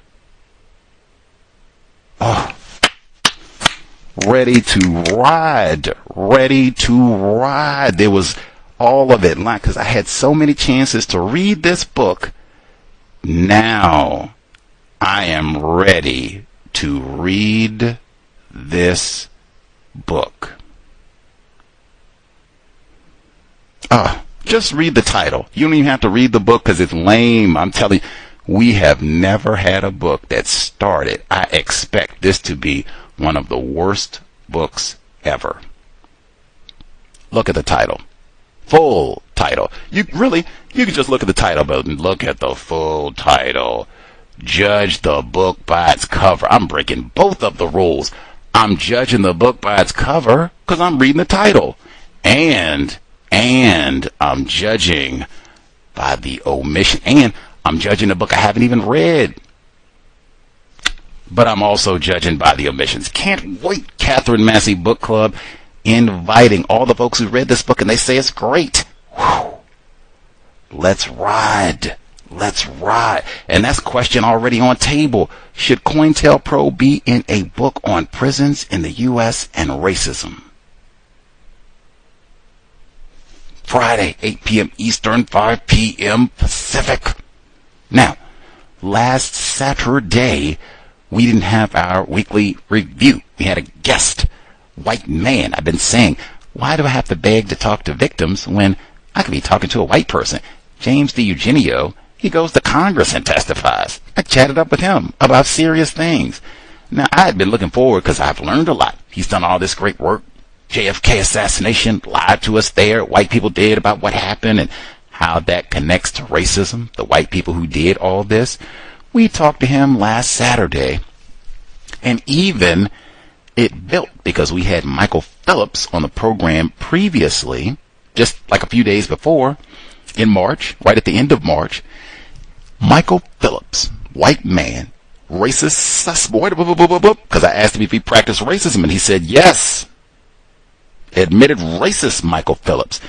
Now, on that program, he hopped in. He interrupted Gus T to say, now, I don't think we want to say that old JFK was no altruistic, non-racist white fella who just loved him some black people and wanted to go out here and get civil rights established. I don't think we want to give that impression, old Gus T. Now, I had not said JFK was not racist and he was a cool white man or anything like that. I was going to other questions talking about how racist, really, these are the folks that we should be thinking about researching in terms of who killed JFK. Powerful, racist white people. Many of them Dallas and beyond, but powerful, racist white people. That's where I was focused because that's not really what people say when they talk about all of this. But, man, oh, for sure, I will co-sign Mr. Phillips. Gus T didn't say nothing about no JFK being a good white man and not racist. No way, no sir. So we get to Mr. D. Eugenio. I say, let's make sure we get that up front so we don't have no confusion and I don't need no white person to save me and you ain't on your job, Gus T. Let's get that stated out front.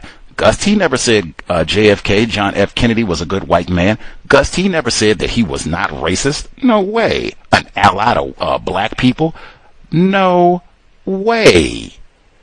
Man, and because Dr. Welsing, she didn't just say reading is more important than watching television. She gave non-fiction book recommendations all the time. Dr. Kenneth O'Reilly, Racial Matters, 3-time guest on the Cows, but he also wrote Nixon's Piano. He talks about every U.S. president supports the system of white supremacy. Whole chapter on John F. Kennedy. I had that waiting. I had been reading Mr. D. Eugenio's book. Now, for argument I just gave, you can say he lying to us and pretending, whatever. I had been reading Mr. D. Eugenio's book, Destiny Betrayed. Whole thing. That's a big book, too. I'm sitting here reading the whole thing, ready to roll, and ooh, racism and all that. I had my highlights ready for Nixon's Piano, because we can make sure we get this and roll. I wasn't expecting a whole lot of pushback, but I was prepped, do your research and things, but I wasn't expecting it to be a brawl. Whoa, I was wrong. Like, Mr. D. Eugenio, boy, he got so rowdy, I think he would have bopped me upside the head. Like, boy, John Kennedy is your white ally. I will box your ear something good. Who do you think you are up here saying John Kennedy ain't no good white man? That is the greatest, most non-racist white man that we've ever had in the universe since John Brown. What? He wouldn't even let me read the passages from Nixon's piano, and then emailed me after the program. What'd he say, Gus T? Emailed me and said the description that you wrote for our program was not fair to John Kennedy. FAIR, consult your word guide. The great Neely Fuller Jr. Man, every time I hear that word, I smile. The great Neely Fuller Jr. But I went back, I emailed Dr. O'Reilly. I said, man, have you found anything, you had to go back and redact and apologize because you got errors in Nixon's piano, and John Kennedy did not call John Lewis a son of a bitch? Did you find anything like that? He said, no. That is what it is. Yeah, record stands. I said, okay, all right. Just making sure, because I'm accurate. John Lewis called him a SOB and all that. Man, because of the way that James DiEugenio suspected racist, because of the way that he acted up about JFK on the program and afterwards, not only am I going to invite him back, like, same thing, do I need my brass knucks again? Like, I don't want to talk about no JFK research now. Now I just want to talk about JFK. So, is this a racist white dude? Or ain't he? And what does the record say? We're not going to be emotional. I'm not going to yell and interrupt you. We're going to just go by the historical record. And in fact, we can break this 1963. We ain't got to look at his whole lifetime and what he did up in New England. We just going to chop this at 63 and see, because that's supposed to be the zenith of Kennedy as anti-racist white man. We're going to look at 63 and see, judge him by his conduct and his contemporaries. Is this a racist white man, refined maybe, or is this one of our allies? That's going to be my proposal. I'm going to tell you. The research as a result of Mr. DiEugenio, racist suspect, his conduct, I went back and I started looking. Were there black people who thought this dude Kennedy was racist during his years in the White House? Oh yeah. Now I knew the leader of the pack, bar none, the leader of the group of attempted counter-racists. Oh yeah. John Kennedy, racist suspect number 1. El-Haj Malik El-Shabazz, leader of the pack, which I said on the program. It's in his autobiography, which we read, but he had so many points about John Kennedy's racism. Oh, it was so, I don't even have words. It was a almost spiritual experience, not just listen to Malcolm X like aimlessly or whatever, but now we're specifically looking, what does he have to say about JFK? He does a debate against Bayard Rustin. He has a few of these, but he debates Mr. Rustin, and they give him 20 minutes in like a 33-minute debate, so it's not even balanced. But they give Mr. Rustin the first 20 minutes to talk, and he's hateful and all this stuff. Minister Malcolm responds, and he says, we see no difference between George Lincoln Rockwell, American Nazi Party, and John F. Kennedy. And you hear the live mic drop from the response. Oh, man. El-Haj Malik El-Shabazz. One of one. Now, he had a myriad of critiques of Kennedy throughout the year on a myriad of subject matter, and I can't even say all regarding black people, because Vietnam snuck in there too, but he had a variety of critiques of John Kennedy vociferously. No, I didn't. What he kept saying, same thing I said on the program. You got the coffee that's supposed to be black and strong. You weaken it with the cream and make it weak. That's what what El-Hajj Malik El-Shabazz, that's what he had to say about John F. Kennedy, and in the year of his zenith as a white ally, 1963. Beyond Malcolm X, there were a number of some of the people that I admire the most. The great James Meredith, still with us. The great James Meredith, one-man army, U.S. veteran, goes by himself. I'm going to go integrate so-called Ole Miss, the Rebs, Oxford, Mississippi. They're going to kill James Meredith, one black veteran. We're going to kill him for trying to go to school. Man, James Meredith did, and he's done many, but he did an interview at the Kennedy Library in 2002, I believe. They asked him, recount his experience and what it was like being the first one at Ole Miss. And they had the riot, and they killed 2 white people at Ole Miss September 1962. And he had to have federal guard with him and snipers on the watch for the whole year and all the death threats that he got. And he's talking about this, and he's, I was on an assignment against the system of white supremacy. That's the way James Meredith talks. That's the way he talks even now in his 90s. Like, he reminds me of Mr. Fuller a lot. Both of them veterans, kind of same age group. I think Mr. Meredith might be a teaspoon older, but they're basically the same age in his 90s, basically the same age. Anyway, but he says, I was on a mission. I was ordained by God. Really, that's the way that he talks, Mr. Meredith. But he said, my assignment was to get the federal government, to get them to enforce the laws and the Constitution, my rights against the state of Mississippi. And he said, one of the things that upset me, he said, Robert Kennedy, someone's brother, Robert Kennedy, who was Attorney General at the time, pretty powerful position, Robert Kennedy, and he was running for president later on. Robert Kennedy, they send the troops in to stop the white riot, insurrection, January 6th activity in Mississippi. And he said that the order specifically was given from Robert Kennedy, hey, we don't want no Negro troops because that will further rile up the white folks in Mississippi. So just make sure all the boys we send in are white. And James Meredith said that really bothered him. And he said apparently not all of the generals obeyed that order, and they did bring in some black troops.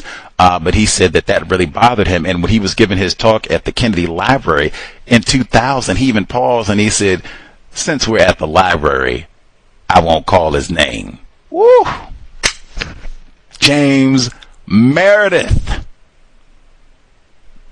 Personal hero, man.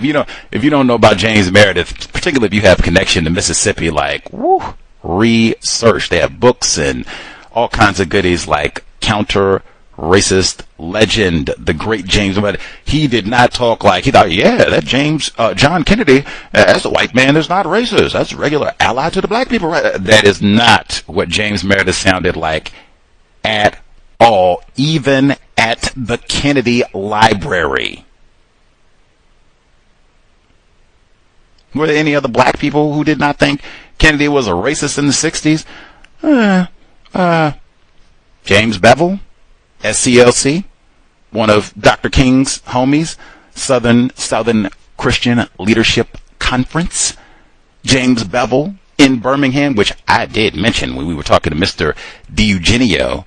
I said, didn't they have the black children in Birmingham?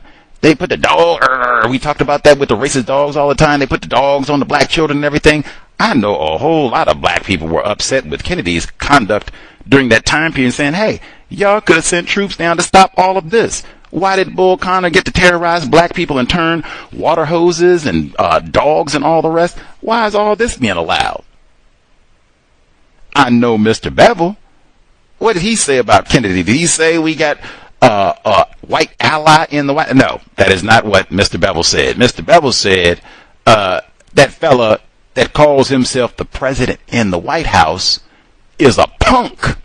Now, I don't advocate name calling, but for me personally, hey, I say all the time, I would maybe feel a little bit better about name calling if we were name calling white people. That's not what we do.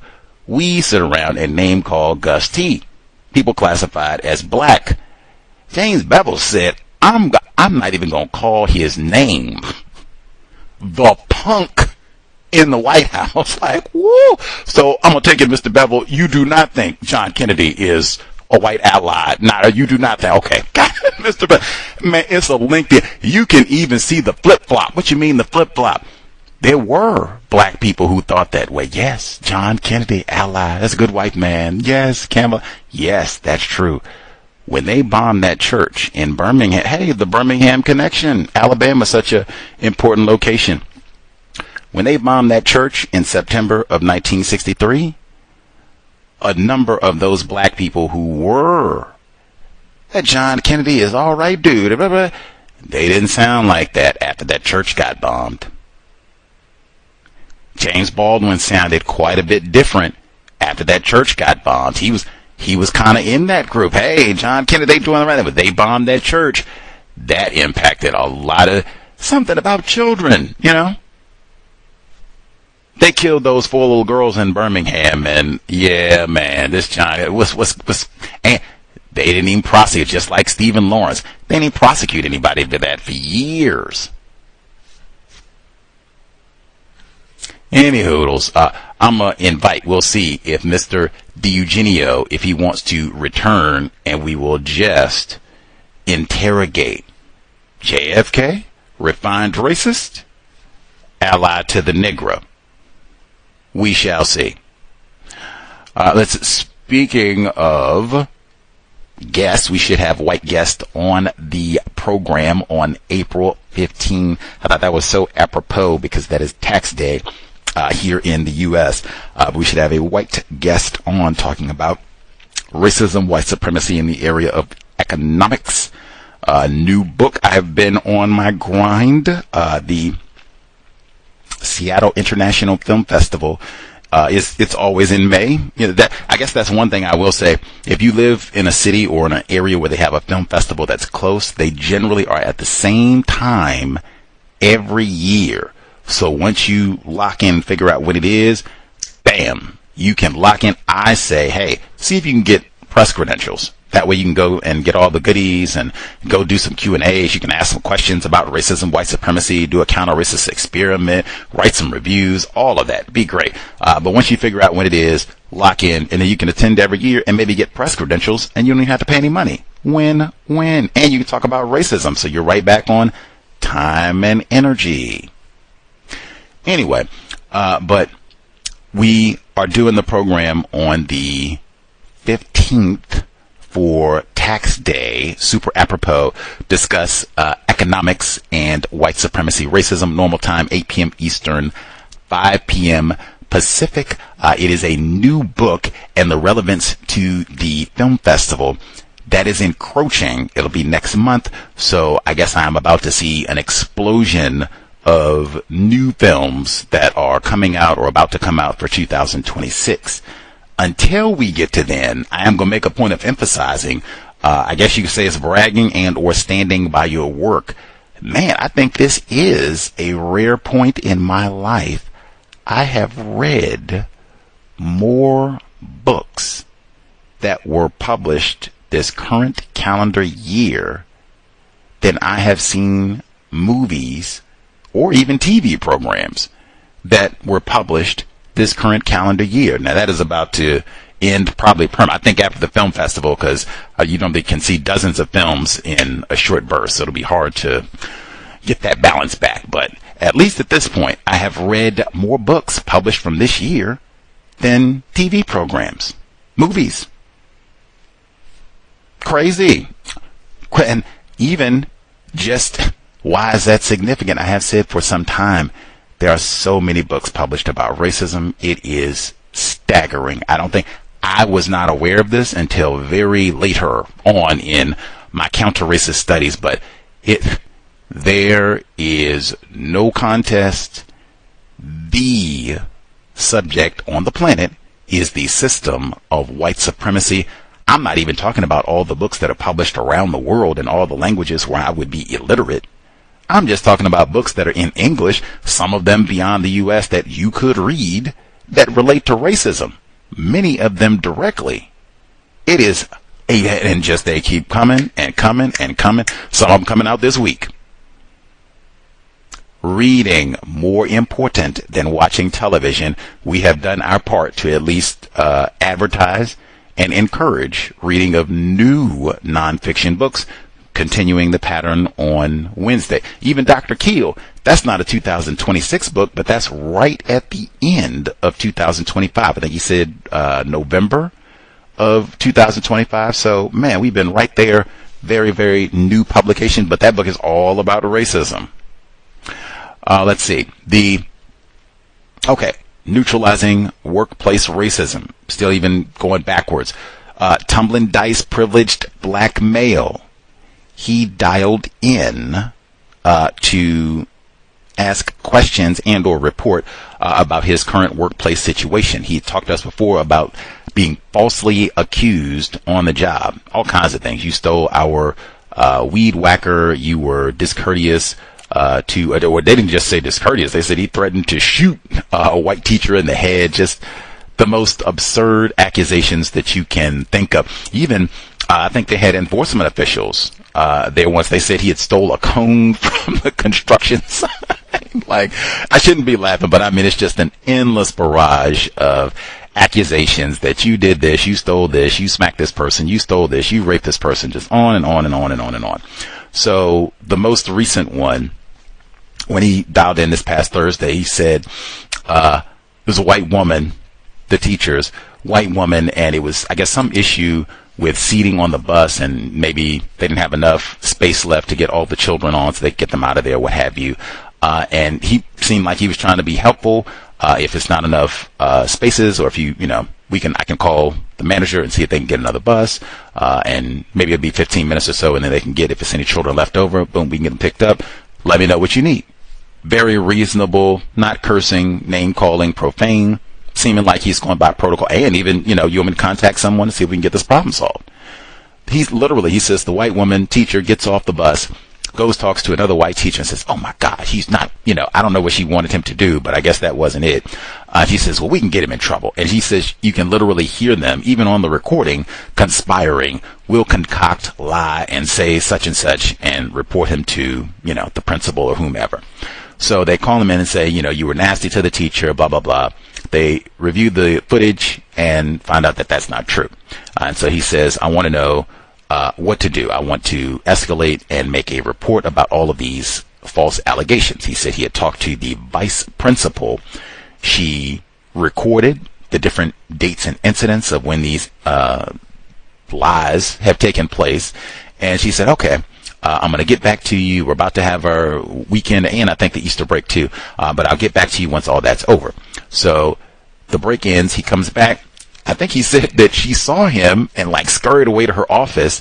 And then later she says that if you have concerns or what have you, you need to speak to the principal, which is not what she said before. And I have seen that where white people make a pattern where they will say they're going to do X, Y, thus and such, and then they don't do that. They come back and say the exact opposite of what they said before, renege if they said they were going to do something from before, all of that. So he said, I would like to escalate that. I said, one, my first recommendation was to get the video footage from this most recent incident, and really all of them if you can, but get that video footage. That was something that I had not thought of previously, but make a request if this is something that just happened.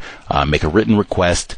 Get that video footage so you can have a copy of that for your files, especially if you can even hear them on the recording conspiring. Yeah, we're going to lie and say such and such, report him and you can already hear what he said in the exchange.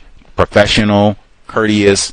This is what you're supposed to say in that sort of situation. He didn't do anything incorrect. Certainly didn't do anything that would validate their charge and them lying about all of this. So get the footage. And I said, since the vice principal is not going to do anything, I would make a report to the superintendent.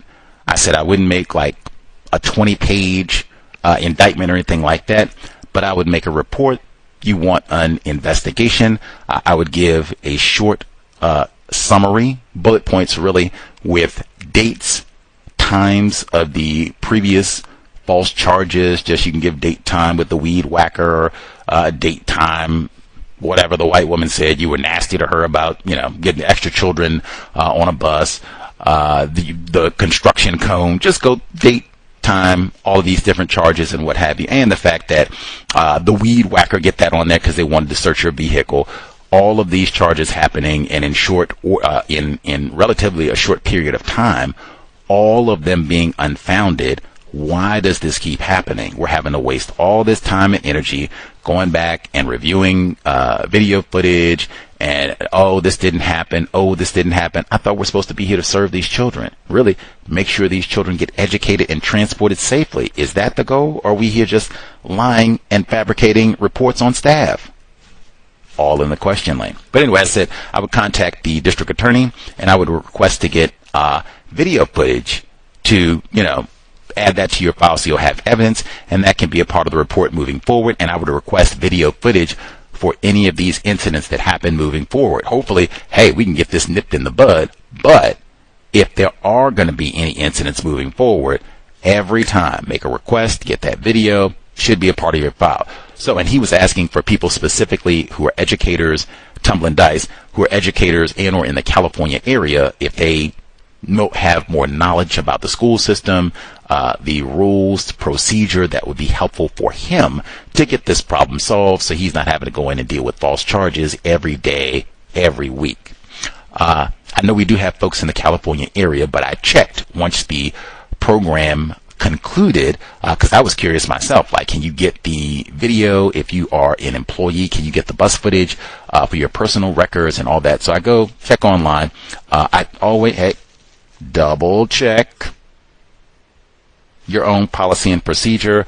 Verify for yourself. I do not live in California and I am not an educator, but the recommendations based on what I got online, having had more time to investigate, especially about to see if you can get that video footage in California, and California is so big that the guidelines might not necessarily be the same depending on which part of the state you're in, Southern California versus Bay Area. But anyway, based on what I found, secure the video evidence as soon as possible. In most California school districts, bus school camera footage is overwritten every 14 to 30 days.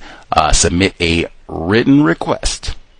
Email works great. I'm a big fan of that because you can, you'll have a copy for your records. It is dated, time-stamped, all of that, replies, everything. You can have it, keep it very organized, easy to print out, or keep PDFs for your personal files, all of the above.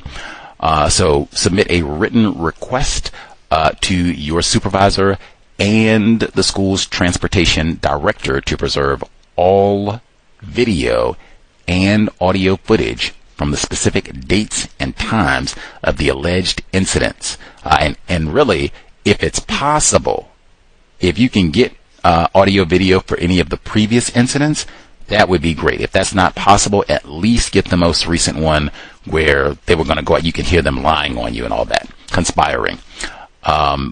Very important for your personal files, something we should all do. I would formalize the report of wrongdoing. You can file a formal written report.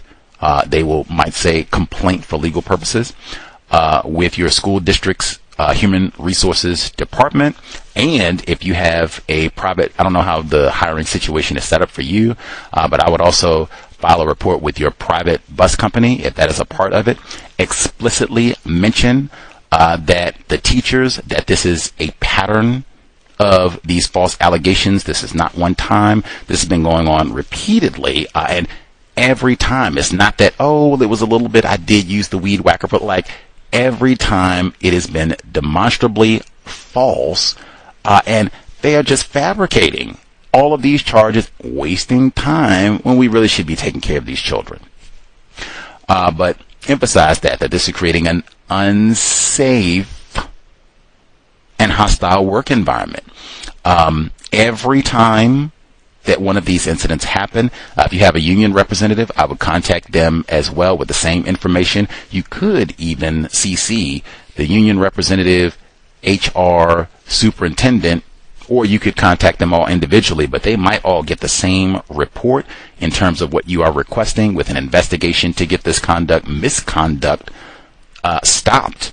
No one should be facing, every other day, can we search your vehicle and we got to have the police in and you threatened to rape, Mrs. Jackson, the geometry teacher. Like, come on now. Every other day. That's even why I named him Tumbling Dice, because one of the accusations, this was some time ago, I think they said he was shooting dice on the school bus and drinking Mad Dog. That's why. Anyway, so we got, make a written report, email, HR, supervisor, if you have a union representative, superintendent, because he had said when he spoke with us, he wanted to escalate this beyond the district. That's why I said I would contact the school superintendent as well. I think I just said I would contact your union representative because I think he told us he's in a union with this job, which I think is kind of common for folks who work as educators and transport the little folks for the school. I might be wrong on that one, but I think he told us he's in a union. If that's true, contact your union representative. I would give them the same email report where you're requesting an investigation, the same email that you sent to your investigator and HR. I would send that to your union representative so that they are aware that you're requesting the video footage, and I would want them present for any future meetings, anything like that. Even if there are any future allegations, I want my union representative present. If this happens again, there's no meeting I'm not attending until I have my union representative present. That way I have another witness and at least conceivably, ostensibly, an advocate for me in this process. Let's see. I checked online. Now, I know we've been talking about EEOC for the federal EEOC, and they have not been helpful, and Trump changing things around, and now they're going after people for messing over hardworking white men. There should be local state EEOC. Now, I don't live in California, so I have to double check. It might be worth reporting to your local state EEOC to just give them a report of what has happened, the dates, times of these allegations, and that this is creating an unsafe, because you can't really drive and transport these children correctly if you got to constantly be worried about false charges. And they said he was drinking on the bus. Anyway, that was a different black person. Sorry, I got confused. That was a different privileged black male. He was accused of being under the influence by one of the white children on the bus, and they snatched him off and all that. Thankfully, that was not tumbling dice, but they just said he was shooting dice on the bus. But I would perhaps at least maybe look and see if they have local EEOC for California, and then see if you can file a report for them. And definitely keep a ruthless journal. This is something that we talk about all the time. Every time. That's why I say you should have, all of us have a workplace diary. Every time there's one of these charges, like the basics, date, time, name of everyone involved, verbatim. What is the charge? And even because I know I'm doing a diary now, I might even ask them slowly, give me the charge verbatim. What am I being accused of? However you want to phrase it. What am I being charged? And I like even charged because that makes it, criminal. That's what they do to us anyway. What am I being charged with? And I would write it down that way exactly in your diary. You stole our weed whacker. You stole the construction worker's orange cone and used it to, I guess, make your own personal parking outside. And whatever they're accusing you of having done, write that out. Who is the person who is making this charge? Date, time, as much information as possible. Was this on video? Yay, nay. Were we able to review the video? Yay, nay. Were you able to get a copy? Yay, nay. If I was able to get a copy, bam, I add that to the notes. And any other pertinent information. What was the resolution for this false charge? Write that out, all that information that we need. And then that would be a part going forward. That would be protocol. Anytime this happens, contact union representative. I would add, if there's a local EEOC for California, I would contact them. I would contact the superintendent. Anything moving forward, boop, we add this too. We just had this happen in April. Now we've had another incident. And again, and I would even, let's get a tally because it's been so many of these. Is this what's supposed to be the experience for educators at this school, employees, staff at this school? We're supposed to pile up, what is this, 10, 15 incidents of false accusations over, what, a 2-3 year period? Really? That's about, what, every every 2 to 3 months. I got to deal with, are they going to want to rifle through my car today? Am I about to be fired because they said I was on the bus shooting craps? Like, come on, man. Anyway, I would definitely try to get that video immediately. As I said, I looked, according to what I found online. Investigate for yourself. They did have websites and such, so but look for yourself, verify, look for yourself, and view your employee manual. Say that all the time. View your employee manual, because they might even have information in the employee manual about, can you get video footage? All the schools got cameras and such now, so that might be in the employee manual, and what the procedure is for getting that video. But at least looking online, it seems for employees of California public schools, and it is a massive state, that the video footage is available to you, but you would have to make a California Public Records request, which you can do online. I guess you could probably go get paper and do it that way too, but this is something that you can do online. But that video footage is supposed to be available for you.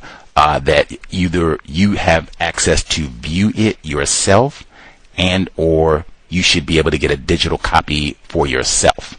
And that's one that I think you also can write your union representative and the school superintendent.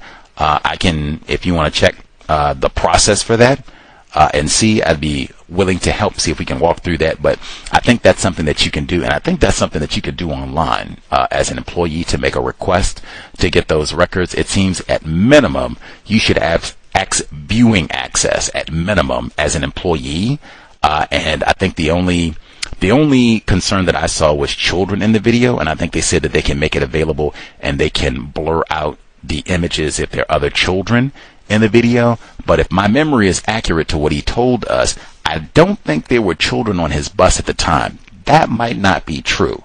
But even if it is, they can blur them out so you can still get the footage. But if there were no children on the bus at the time, then we don't even have to go through all that. We can, just get the footage, get the audio, and make that a part of your record. As I said, I would make a request for any of the other incidents if they still have them on record, because it's been so many of them.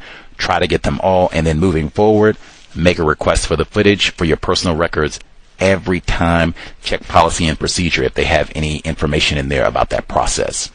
Again, if folks have any experience, especially in the California school system, with requesting video footage, if an incident or something happens, or you've been accused of something falsely, if you have any experience with that, please share. You can drop an email as well, untiljustice@gmail.com, and or if folks have thought suggestions about the best way for him to proceed to kind of get some of these get these false accusations stopped completely, so he can just focus on transporting the children safely. Many of them racist children, but just focus on transporting the children safely.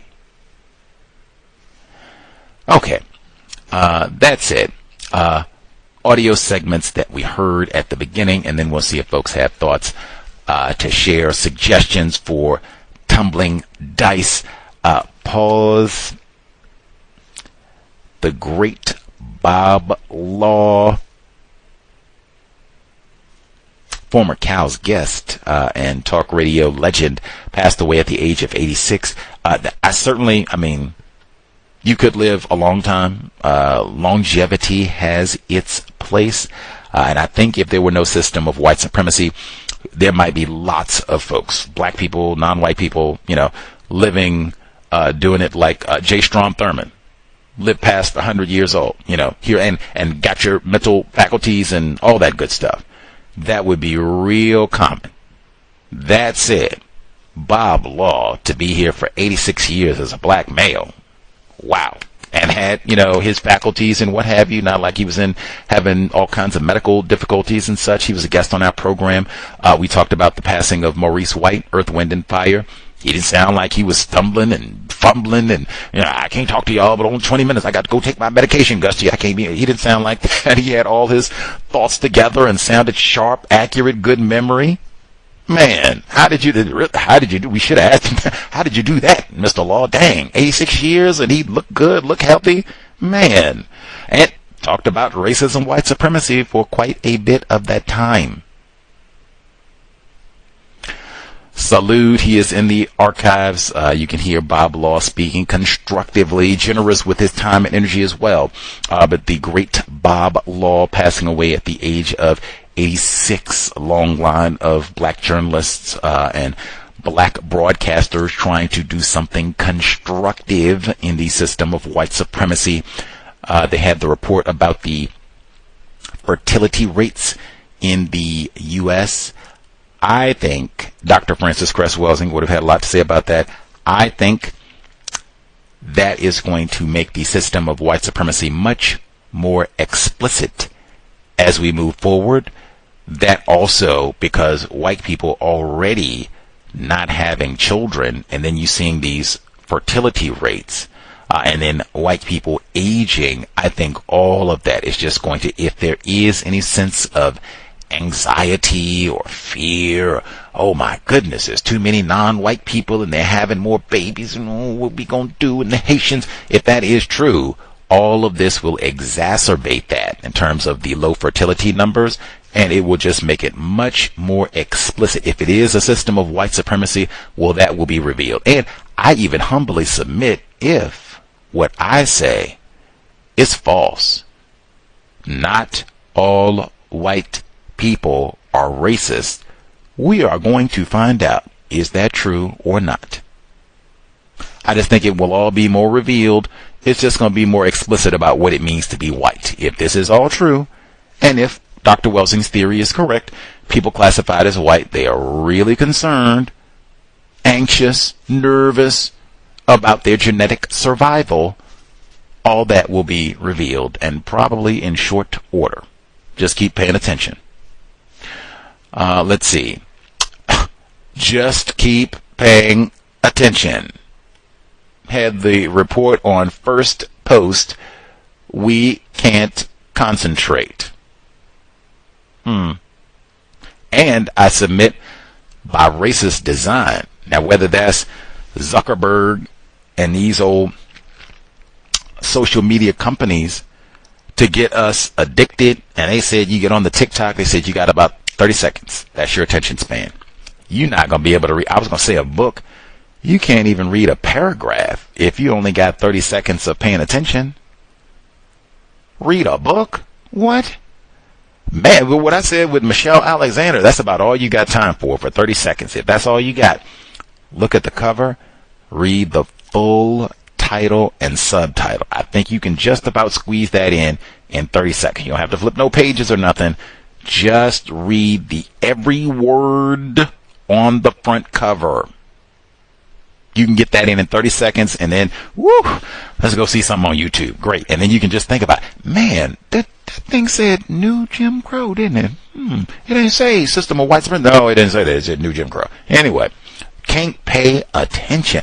Even, I said, that's also how you end up with all these people saying that a book like Cased, New Jim Crow, Hate You Give, all these books are lame equally. And even, is that Cowbell? And the cowbell and the cowbell. Ain't that something? Well, anyway. But yeah, you can't have all these goofy lame books that people say are constructive if you got a big gigantic population of people who can't concentrate. They have a hard time reading anyway. Ooh-wee. Some of this might even just be, well, they said it's good, so it's got to be good. I can't even really concentrate. Let me say New Jim Crow. Yeah, that's good. That's good. That's good. Let's go back and watch TV. I humbly submit that that's probably a lot of what's happening here too. People can't cut, and even look here. I've been saying, it ain't the same. Getting that book, flipping them pages, even if you got your device and you swipe, next page, swipe, next page, swipe. Now, even that is not the same as I got my Audible. I'm going to sit here and listen. Got my audio. It's not the same, especially if you can't focus and pay attention. Oh, my God. You got the audio book. I got 30 seconds where I'm locked in. New Jim Crow. And after that, I done drifted off. Somebody done called. Oh, I got a text message. Oh, what's happening? I got hungry. We gonna eat today? And you done blocked out. And then by the time you hop back in, oh, wait a minute. We on chapter 5. Dang. What was she? Well, they said it was good. Okay, I'm gonna just keep listening. You got about 30 seconds. And by the time you tune back in, conclusion. Dang, I done missed the whole. I humbly submit that's a whole lot of what is happening.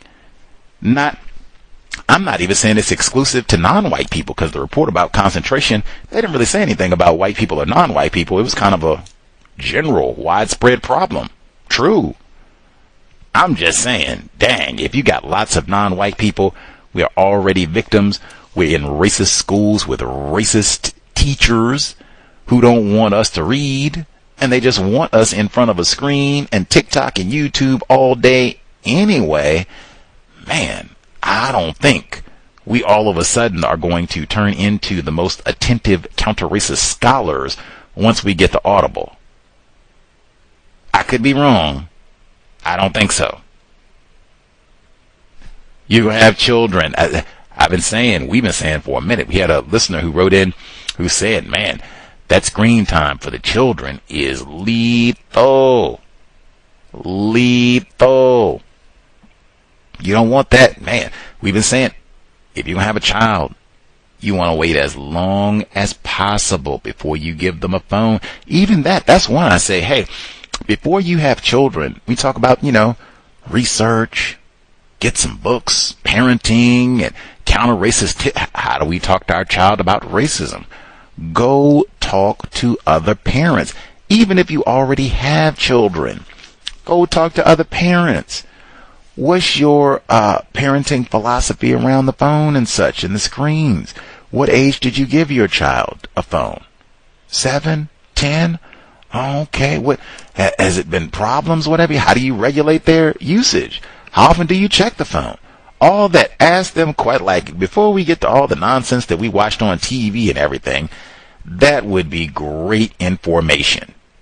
Chat it up. People are already doing that. Great. Do more of it. But see, maybe folks they have better tips about how they regulate that, or you can hear, maybe if you are a parent and you have younger children, talk to parents who have older children. What problems did you run into with all this social media and the blah, blah, blah? And if you had to do over again, what would you do differently? Would you do it exactly the same? Would you do anything differently? What would you recommend people who have younger children? That would be something I would chat about a lot with non-white parents, because it seems that stuff is lethal, and in lots of ways, because too, you get on there and then find out some of these folks impersonating and all that, and whoa, I thought I was talking to a 10-year-old, and this dude is 49 and coming to burn down the whole house and kidnap me. Take it serious for the safety and even safety and health of your young brain computer. You can't go and get a new brain, so take care of the one that you have. Wait as long as you can with the phone. Maybe get rid of that television in the house. More reading. The Brown City couple, so-called biracial couple that was terrorized, where they came and threw black paint on the floor and put holes in the walls and put racist slurs, painted them on the inside of the house and such. White people are not ignorant about racism. Really, you can call me cynical or what have you. They have video of all this. Really, I was thinking when they went because they talked to some of the white people in the neighborhood around, they would say, oh, I can't believe this happened, and who would do that? It could have been some of these white people right here. Real talk. Because, I mean, it was so personal, like all of that to go and black paint on the floor and such. Like, these are some of the folks who live here. Like, I don't think these are some folks who crossed state lines or came from another county. I think these are some folks who live right here. And especially because I think this is a black dude with a white woman, cow, bell. That's why they even said birate. Like, really?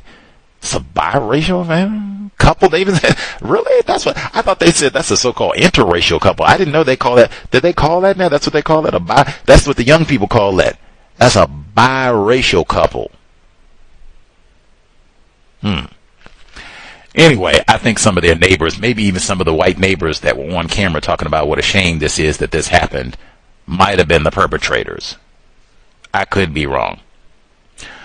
The segment on Negro Creek in Kansas, where they traced the name of this body of water back. I thought of President Obama there for some reason. White mom, Kansas. I might be wrong. Anyway,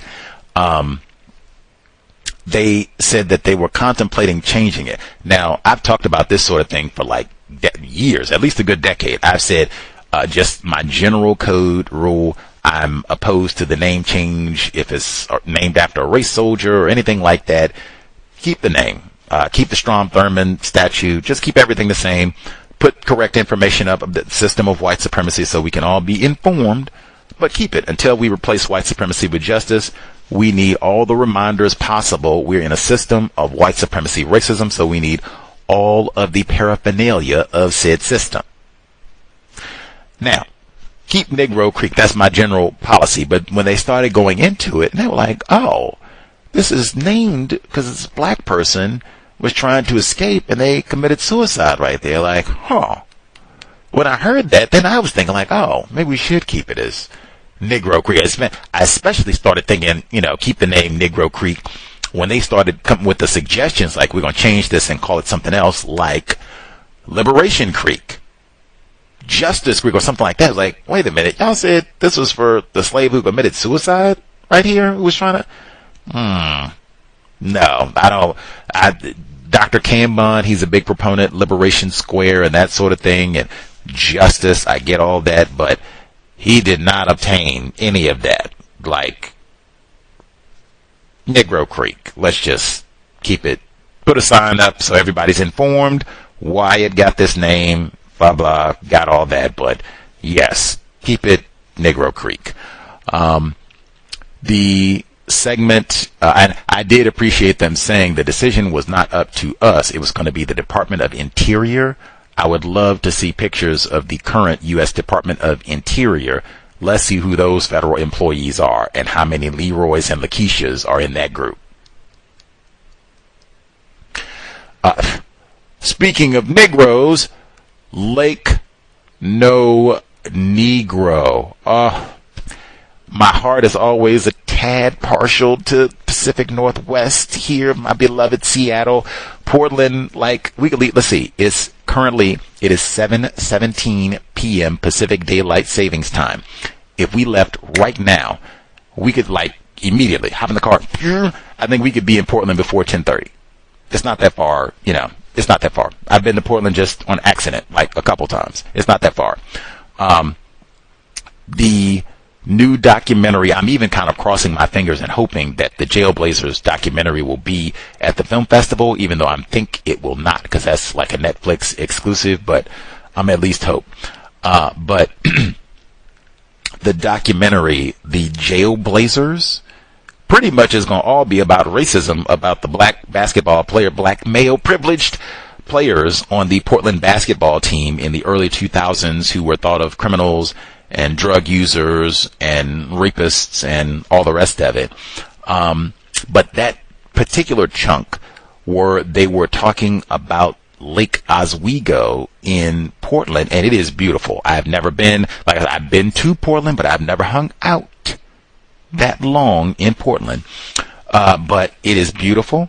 But they don't have no racially restricted region, Lake Oswego. Now, these are the stars of the Portland Trail Blazers. Like, I would be thinking Rasheed Wallace, Bonzi Wells, Damon Stoudemire. I'd be thinking like, oh my, can we get some tickets? Man, this is before social media. Like, oh my God, let me get a picture so I can put it on there. Damon Stoudemire, my neighbor, look, he's cutting his grass. That's what I'm thinking. No. This is Lake No Negro. I don't care about no Damon Stoudemire and Rashida Huda. I don't care about none of that. This is Lake No Negro. How do you get accused of breaking into your own house? And I'm not even Leroy. Like, I could see if it was me. I told you, they called the police and said I was sneaking around the neighborhood lurking, a prowler, because I had a toothbrush. So I could see if it was me. It's Damon Stoudemire. He said he got stopped 3 times in one day. I could see if it was me. It's Damon Stoudemire. I thought he's supposed to be a privileged black male. It is one, and matter of fact, it was 2 things that stood out to me massively in that segment. One, I have to give kudos. There's so many segments. That was from All the Smoke. Matt Barnes, they have, so he was by himself on that one, Matt Barnes. They have so many, and Steven Jackson normally co-hosts with him, but he was not on that episode. But so many of the broadcasts that they do, because they're talking to black people, they end up talking a lot about racism. I played a segment before. They had Vernon Maxwell, privileged black male, on the program, and they said, so tell us about your upbringing. He said, man, that racism. And this is a black male who is highly melanated. What's his nickname? They call him, in fact, most of the time, they don't even call him Vernon. They call him Mad Max. M-A-D-M-A-X. Not Vernon. Mad Max. Why you mad? Let me tell you about growing up in Florida as a privileged black male. He said he used to get chased at them crackers in Florida. They got the sign in Florida about the crackers. He said them crackers in Florida, they would chase. We'd have to run home, fight every day. Them crackers, they'd be chasing them. That was almost his whole episode. He said, so tell me about your experience going to college at Florida. He said, man, that racism again, man. And even I said on that one, because he said that, and they started laughing. And I said, man, like that, I don't think anything is funny about that. That might even be why they call it Mad Max. That racism thing. It'd drive you crazy. But I said, I didn't think that was funny. Like, that's it. I was locked in. Riveted TV, man. They just get you on them screens, boy. But it happened again when they had these and I have to give my gratitude. You generally do not hear black athletes talk in depth. And I think they had said repeatedly, I'd never talked about this. You generally did not have platforms where black males or black athletes, period, just sit down and talk in depth about the racism that they experienced in their career or even lifetime. That is kind of a rare thing. So I have a lot of appreciation. So many of the interviews that they have done, racism ends up being a dominant. Isaiah Thomas, he ends up talking about marching with Fred Hampton and the impact Jesse Jackson had on him growing up in Chicago. How could he not? But it happens all the time. But even with all that and my tremendous appreciation, I do wish that they had a research component for the racism specifically, because they talk to victims of racism. It's going to continue to come up all the time. It would have been amazing. We're going to do a whole segment talking about the jailblazers. Black males in Portland who are thought of as criminals. They play basketball. Criminals, thugs. We put mug shots of them up. Even if they're not doing anything criminal, getting stopped by the police 3 times in one day, accused of stealing their own house. It would have been so vital. Just include, hey, we are talking about Oregon, official part of state constitution. It's not Lake No Negro. It is state No Negro. That's not no accident. Whoops. That is, and you're supposed to get exactly what happened to Damon Stoudemire. You're supposed to get whipped. We done told you there ain't supposed to be no Negroes. Not at Lake Oswego. Ain't supposed to be no Negroes in Oregon. What are you doing here? That I thought was, vital. Now, again, it's no disrespect. It's not a diss. Many of us don't know. I didn't know that until, I'd lived out here for a minute before I got that bit of information. But that would have been important to add. These are major professional athletes. White people invest a lot of time and energy to make sure black athletes do not have that sort of information, because why? We don't want no more Colin Kaepernicks. We don't want no more Lou Alcindors.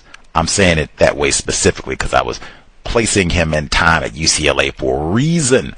But we don't want that. We told you what we want. Shut up and dribble. Shut up and tackle. We don't want to hear what you got to say. Certainly, if you're going to get up here and talk about the living in Lake No Negro and how we stopped you 3 times in one day for no reason, woo, we don't want to hear that. Shut up and dribble. But jailblazers, even just get to see Lake No Negro. Maybe get to see some of the pictures and hear them talk more in detail about that. And because it seemed like the whole documentary is probably going to be about racism. Jailblazers. How could it? Maybe they even have that in the documentary. This is the state where they didn't even want no Clyde Drexlers. We didn't want no Damian Lillards. We definitely didn't want no Rasheed Wallace. What? He said he lived outside of Lake No Negro. They wouldn't even let him see no property in Lake No Negro. Cows. The Fulton County, and they still called it a crib. You got a room full of black males who have all made millions of dollars, enough to buy lakefront property in a racially restricted region, and they still call it a crib. Smile for Dr. Francis Cress Welsing. The segment on reparations in Fulton County, they said $900 billion had been stolen in labor in one county. That's not even the full state of Georgia. And then I had to rethink. We did have Douglas Blackman as a guest on the program, Slavery by Another Name. Like, I don't even know how you compile all of because they were just talking about that brief period of slavery. Like, how do you even include all of the prison gang labor that they got in the 20th century, where they got vagrancy laws and all the rest of it? Hey, Leroy, you ain't got no job. Well, you gonna be in jail now, and all that. Is that figured into what and are white people gonna pay any of this money? White people wouldn't even put on a mask during COVID-19. For black people, they're gonna pay back $900 billion.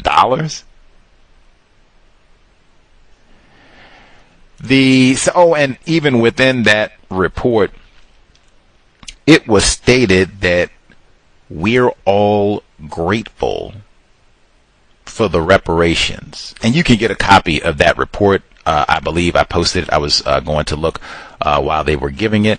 I think you can get it's the Fulton County Reparations Task Force. I think you can get a full copy of it. Let me see. It's the Fulton County Reparations Task Force Harm Report. But I think you can get a digital copy of it and read. Yep, you can get a digital copy of it and read if you are so inclined. I just get one. White people are not ignorant about racism. And I do not see white people doing anything to compensate black people for all of this. Period. The segment on urban. And we are not all grateful for this sort of report. White people who practice racism, they would not appreciate a document like that at all. It would be kindling. In Urbandale, that's where we heard the report about the black mom. She was in a car with 2 of her children, and the race soldier white man, she said, circled the vehicle for 5 minutes, was calling her racist slurs. You should have turned your signal on, and all this. Wrote down, I think she said he took pictures of her license and all the rest of it. They have been saying that there have been a growing number of these kind of road rage incidents, shootings, and what have you, because you took my parking place, or you cut me off, or you didn't signal correctly, or whatever. I cannot emphasize enough. This is one, when you're out on the road, be what they call it, a defensive driver. What does that mean? I'm not looking to be the one that's aggressive. So if it's the one parking place, I'm not racing and smashing on the accelerator to beat you to the one parking place. If we're out on the road, I'm not smashing on the accelerator so I can beat you to the exit. I'm trying to be careful, safe, avoid these accidents. I'm always, whoa. Go ahead. Yield right away. Go ahead.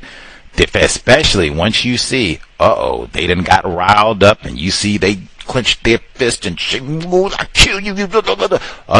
Go ahead. I'm not blaming the victim or anything like that. However, in a system of white supremacy, it is so dangerous. It is astronomically dangerous. You have so many arms. Can I pause right quick? I should have said this before we start.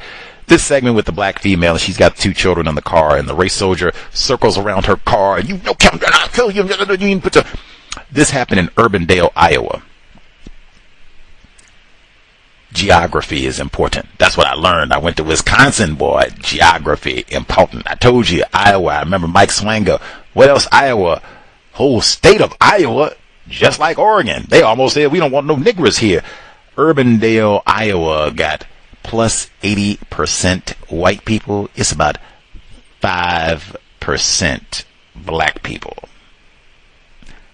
That's a racially restricted region to me. In that sort of environment in particular, I'm not going to be out here getting too riled up in public. He might have friends with him. Now back to what I was saying about being a defensive driver in Urbandale, Iowa. They said when he got all riled up that she flipped him off, gave him the middle finger. Victims guaranteed qualified. Again, I'm not blaming the victim. Not at all. I get frustrated. I flipped people off before. Absolutely.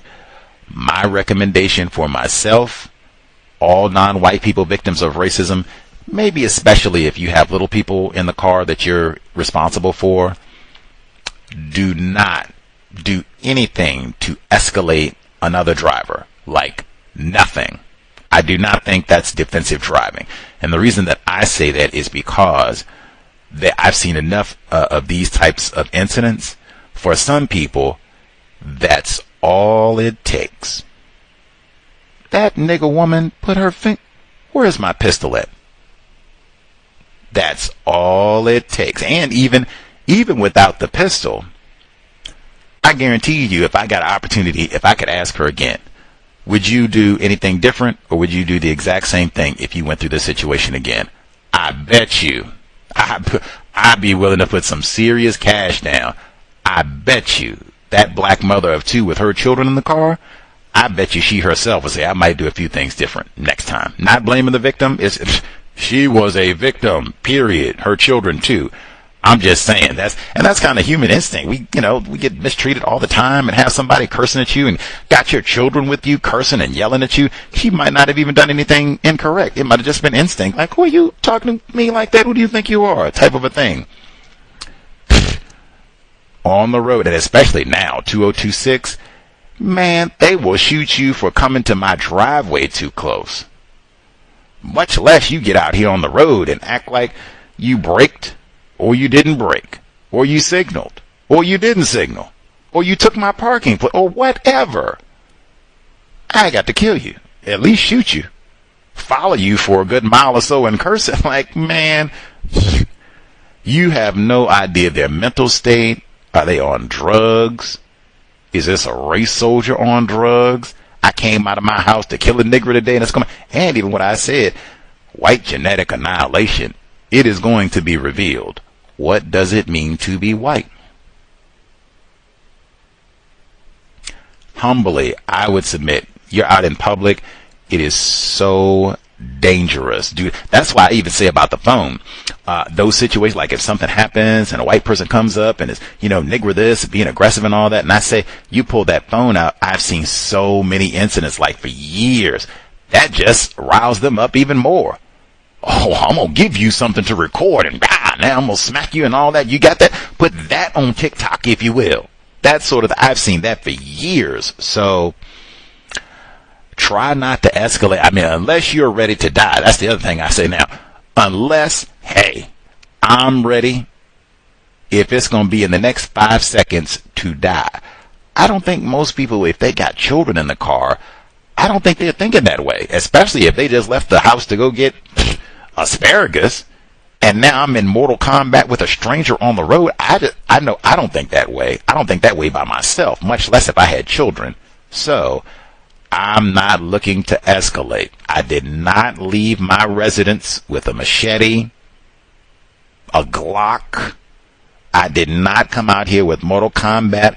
I got a shopping list and an 8-year-old. Or I'm going to work, or whatever it is. Defensive driving and white people are so dangerous. I cannot emphasize that enough.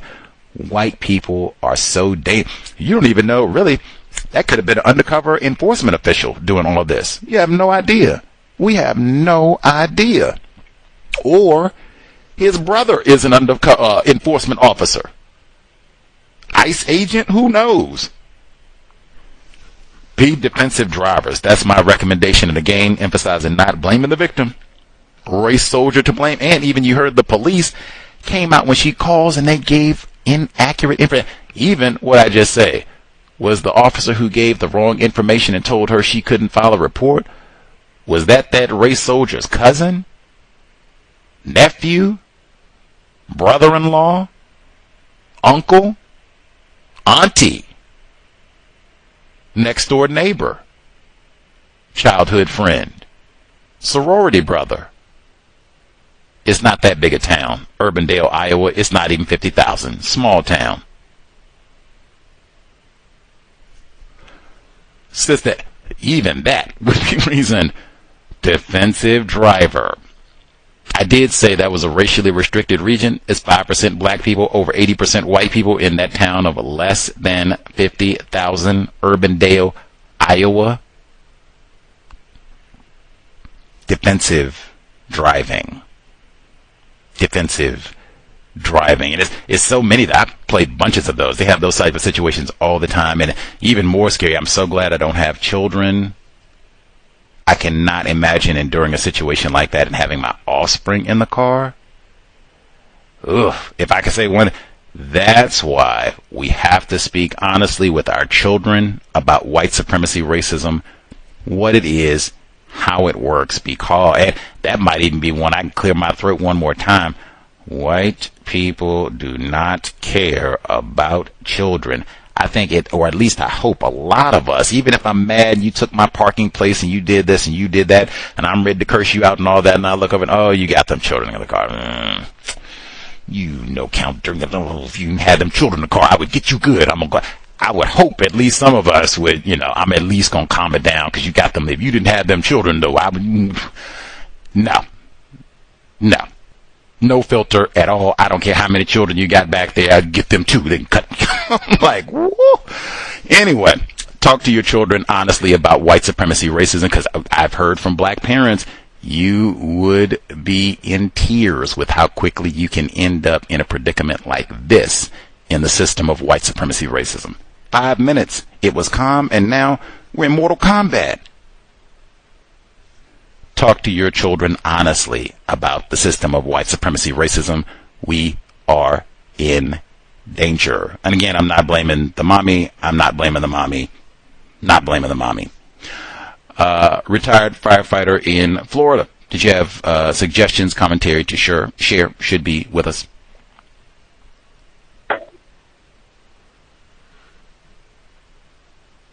Yes, greetings, everyone. I was just listening to what you were recently talking about, and I could be wrong, but I would figure that the northwestern hemisphere, which is called the United States, is probably the most weaponized public in the world. I'll be surprised if they're not. And having access to weapons. What I think it does, I think it basically influences people that normally are not violent or really would understand. Well, I'm not going to do this or do that. The weapon itself makes them feel invincible, so to speak. And whatever feelings, and what I mean by feelings, I'm including racism, white supremacy, it'll come out if you have access to a weapon. And that's basically you are absolutely right as far as being defensive. I'm talking about being defensive without even in a vehicle. Expect anybody that has any type of temper against you, no matter how mild it is, that it's potential that they are armed. They are armed, or a firearm is not that far away from them, male or female. So yeah, those experiences, I think, is relevant and logical for you to have some kind of code into that. What I was calling for before you started with that was I had been forgetting to make the report, but over the last 3 or 4 weeks, we had started another DCS mentoring program sessions with the young fellas.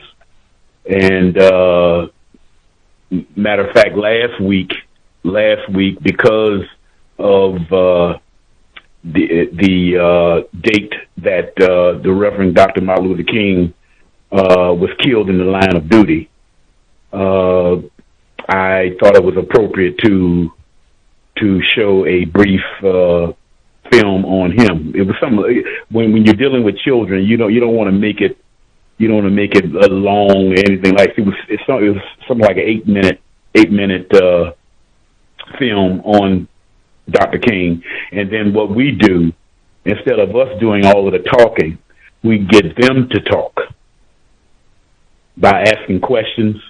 Get them to talk about what they saw, what they've heard about, if it's a person, that sort of thing like that. And at the same time, they have notebooks where we have them to take notes, write things down. That's what we did last week. This week, basically, one of the feature things that we did, and we do this with each session, just about. What we did with this session was write down 5 things that you think you do correctly, that's good about you, and give 5 things also that you think that you do not do correctly, that you need improvement on. And then, we give a certain amount of time to get those things down, and then we have each individual to get up and talk about it. Both of those 5 different options. And something also happened down here in Miami-Dade County that I thought was significant. Dade County Fire Department, it's been around, I think, now for something like 91 years.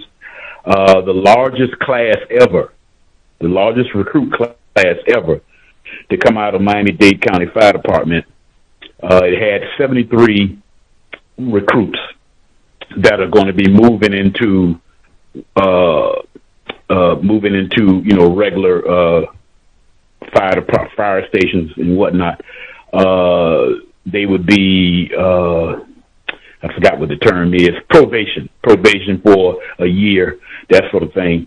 It's the largest ever, 73 people who graduated. One black person. one black person was in that entire class, that largest class. And, it was all over Facebook, as far as that concerned. As far as disappointment by non-white people, which classified as black, especially. I don't know exactly on what could be done, but I do know there were some efforts that I was a part of with a few others that tried to influence some others to join in with us to make the organization that of black firefighters in Dade County on some things that they can do as far as in the area where non-white people, which classified as black, are at, to inform them of different things that takes place on the job.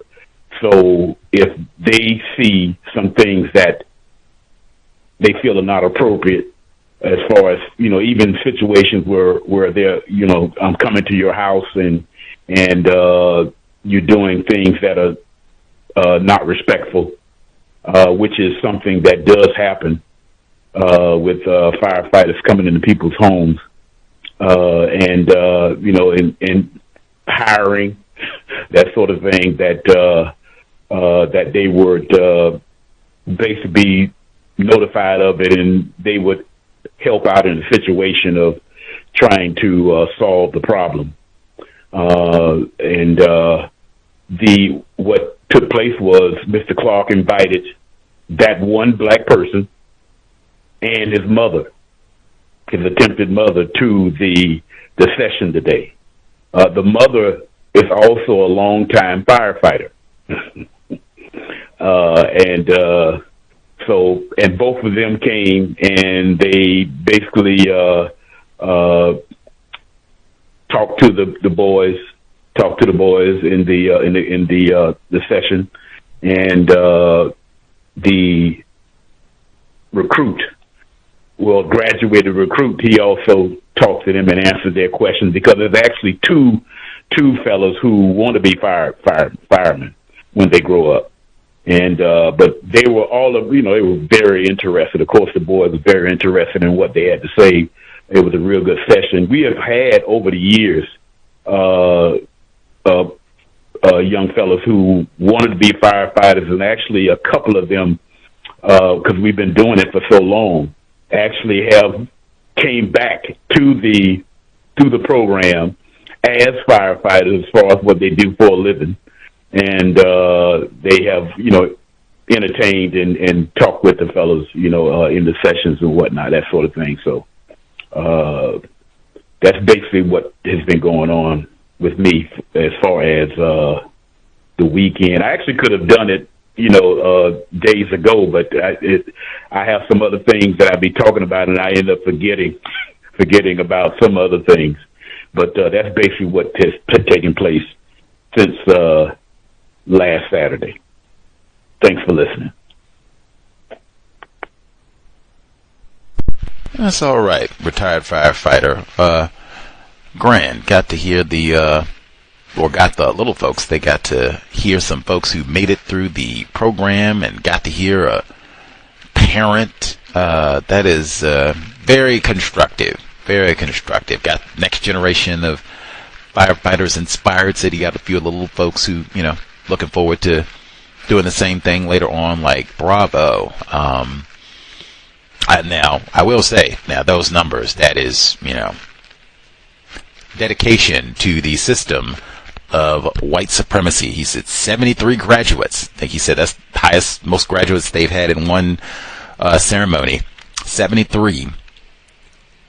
One black person. One. That is embarrassing.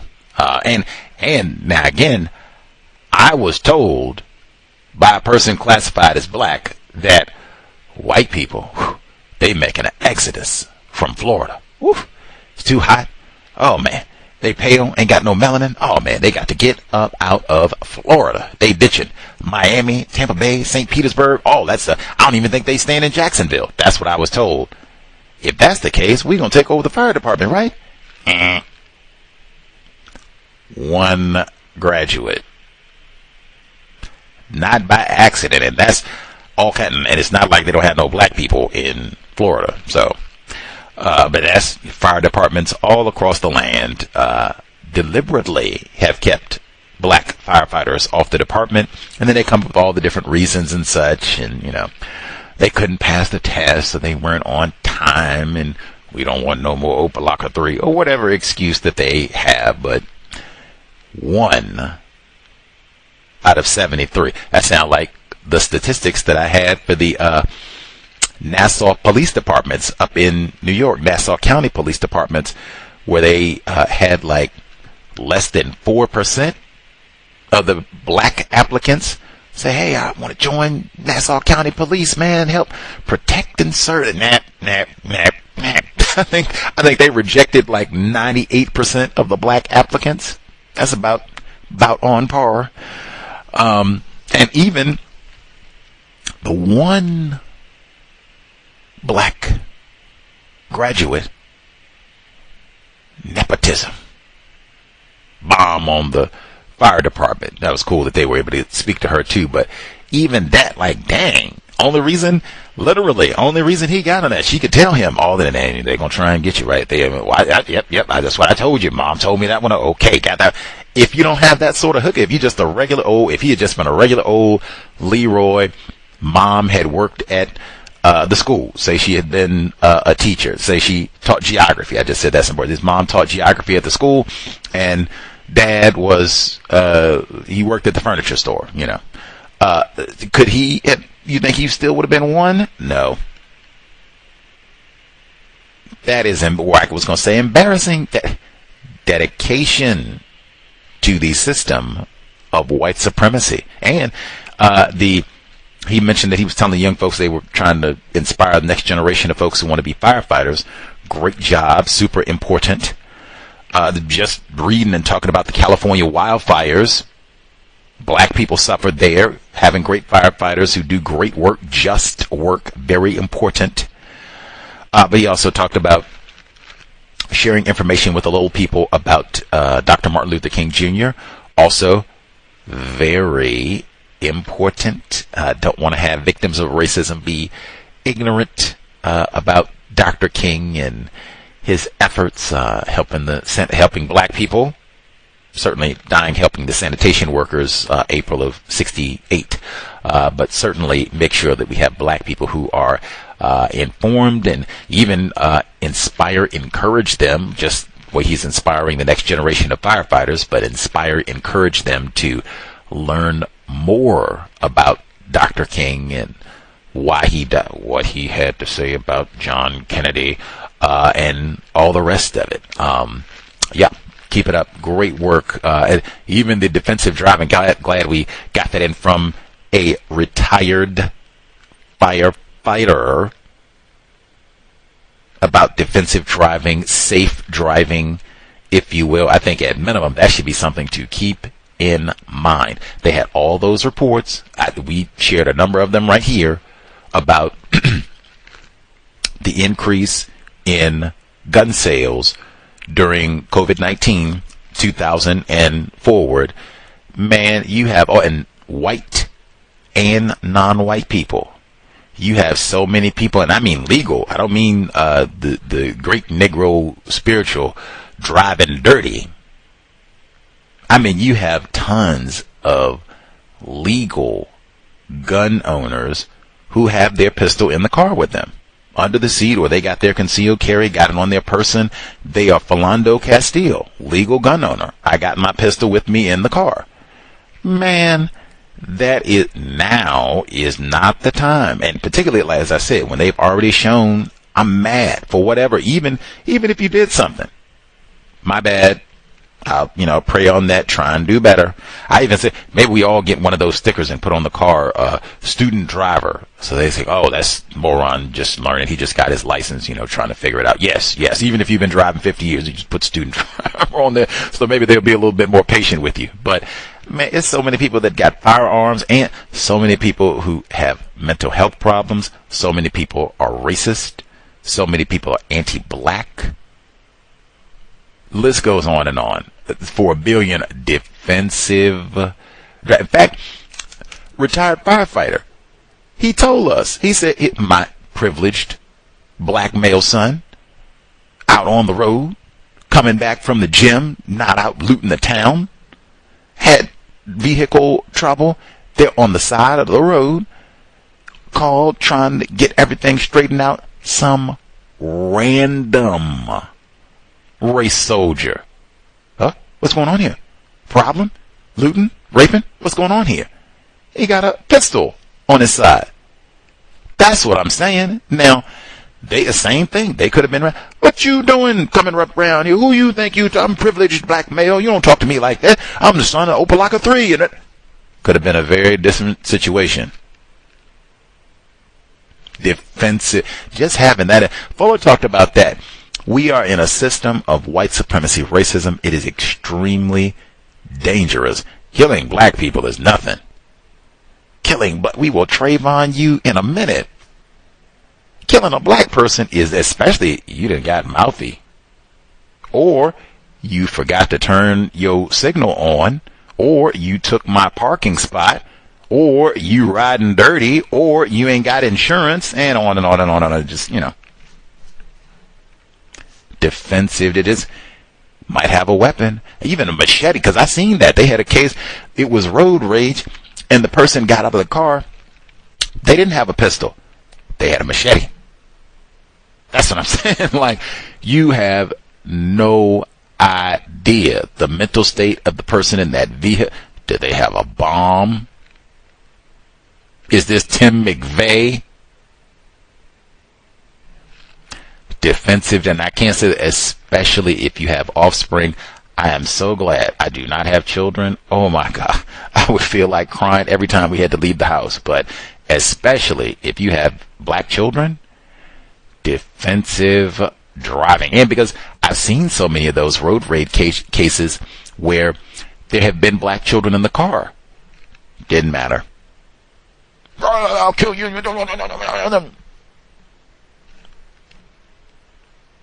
System of white supremacy.